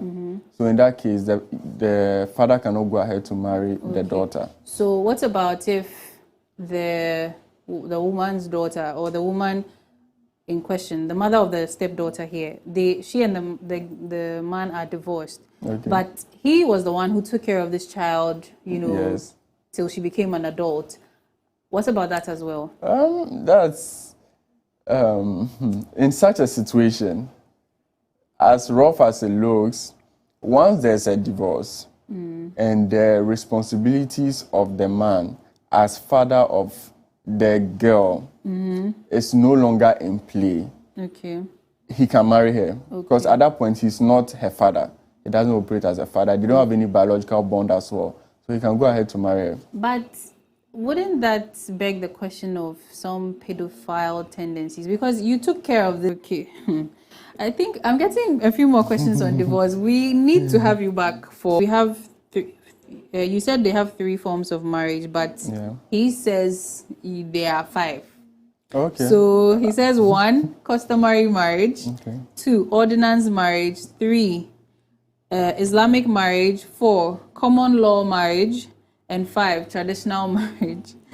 So if you can distinguish, he says you should distinguish what he has stated. Okay. So legally speaking, based on the Marriages Act in Ghana, we have 3 forms of marriages. I can get where he's coming from. So what he calls traditional marriage still falls under customary law marriage. 4. And so what he says, common law marriage? Common law marriage, it falls under the marriage under ordinance. So it's still the same forms of marriage he has listed. He's listed. Okay, so this one says, how can one get divorced under church marriage? The process one needs to go through. Okay, so then again, we don't have church marriage in Ghana. It's so ordinance. What he's referring to is the marriage under ordinance. Okay. And that's what we do in court, the divorce proceedings that are initiated in court. So it's, you come by petition. Okay. And in your petition, you establish that you are married to this person and you want to get divorced to this person. You have to also make known the ground under which you are getting divorced, which is that the marriage has broken down beyond reconciliation, and you have to also establish how it has broken down beyond reconciliation. So we are still looking at what? The adultery, the unreasonable behavior, separation, desertion. Okay. So this one says, please, if the 10 years is untrue, what does the law say about such an offense? That is the person who goes to marry under ordinance and then they're not divorced, then you go and do the customary marriage as well. So in this case, the person is married under ordinance and hasn't divorced. So the customary law marriage will not be... It will not hold. Yes, so nothing will happen to the person? You can have a cause of action against the person, though. Even in the lines of breach of promise to marry, especially when you did not even know that the person has previously been married. Okay. So can the ordinance marriage... So let's say this is a man. So his ordinance wife, can she take cause of action against him? And can the customary wife also take cause of action? Okay, so I do not see how the ordinance wife would take a cause of action against the man. Yes. However, the other wife might succeed in a breach of promise to marry, especially if she did not know he was already married. Because if she knew he was already married under ordinance, then she ought to have known that there's no way he could have married her. So it might be difficult to succeed under a breach of promise to marry. Okay. So, but then the ordinance wife, me, I'm here with you, and then by the time I realize these are pictures on social media, there should be something she can also, do some course of action she can take, maybe some distress or something. Well, in a way, maybe under thought, she would definitely have a course of action. However, under the Marriages Act, there's none. There's none for her. Unless, of course, she wants to rely on that to dissolve the marriage. Okay. Our questions... This one, okay, so there's another question here. It says, can a person under guardianship or conservatorship get married? Okay, that's a good one. Here we are looking at the age. That's what matters most. Is a person above the age of 18? If yes, is a person between the age of 18 and 21? If yes, then the person can get married, but will need the consent of his or her guardian. Okay. But if the person is over the age of 21, the person is of sound mind, the person can go ahead to get married. Okay, but then, the whole thing about conservatorship, does that not affect somebody's chances? It still boils down to capacity. Okay. It still boils down to capacity. And once the validity requirements are met, mental capacity, age, the person can go ahead to get married. Okay, so someone is asking, what is bigamy and the penalty for it in Ghana? So bigamy in this sense is marrying two women. So then again, it depends on the type of marriage that has been contracted. Okay. If we look at customary law marriage, it does not frown on bigamy. Okay. So a man can get married to as many wives as he wants. Under customary. Please take note, my viewers. Under customary law, okay. The man can get married to as many wives as he wants. Okay. Under the Mohammedan, the man can get married to as much as 4 wives. Okay. Yes. However, the issue of bigamy will only come in play if the marriage is marriage under ordinance, okay. where you are limited to just one wife. Okay. So, can a marriage be annulled if one party didn't meet the legal requirements? Oh, very well, very well. It can. So, in the situation where one gets married, let me give you an example. The person gets married under ordinance. He goes ahead to get married under ordinance again. You know, the second marriage in this situation wouldn't be valid. Yeah. So they need not divorce, because divorce will only be done when there's a recognized marriage. Okay. However, to cut whatever that has been done, you need to go through a process of annulment, and in that case, you can annul it. Okay. And other requirements that are very essential, like marrying with the marriage certificate or the special license or the riches certificate. If you don't comply with some of these and get married, the marriage becomes null. And exactly, you would have to go through the process of annulment before. Okay. Well, sadly, we have to bring the Cocoa Digest Morning Show to an end. But I promise you, we will have Lawyer Hardy back so that you can ask all your questions and we can discuss more things. I think a lot of people are interested in divorce. It's a very interesting things like that. Topic. We will also, since he also specializes in family law, we will get into that too. You know, property, inheritance, interstate inheritance laws and things. Yes. But for today, this is all the time we have. And thank you so much for staying with us. Thank you also. Thank you so much for having me. But before you go, any remarks you'd want to give our cherished viewers, even shout outs? Oh, well, I would like to thank God for this opportunity. I'd like to thank you for having me. It's a very interesting topic. I know a lot of people would be interested in listening. A lot of people would be interested in hearing what is being said about marriage and about divorce. So thank you for having me.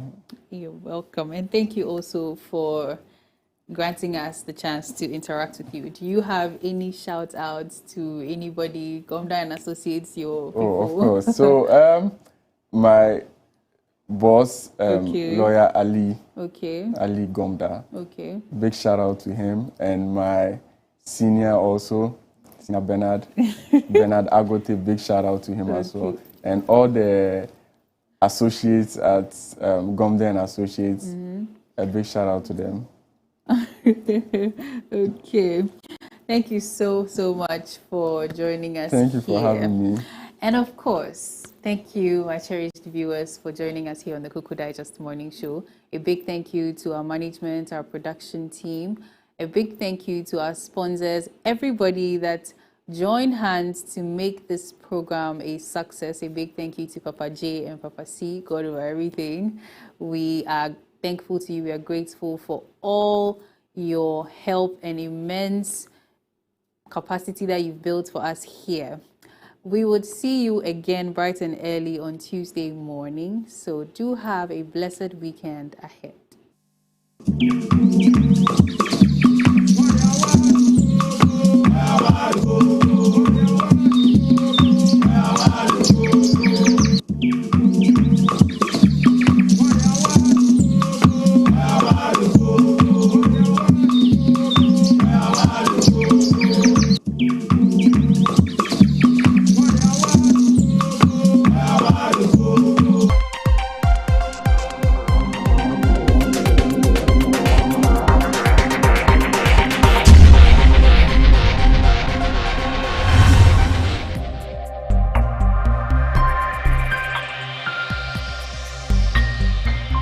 Clog TV. Beyond the Policy. I just want to take a moment and thank everyone in law enforcement who helped us in the search for our beloved daughter. There's no point hiding things from me. You're psychic? No, just paying attention. I've been watching you and your husband. I understand what you're feeling right now. You have no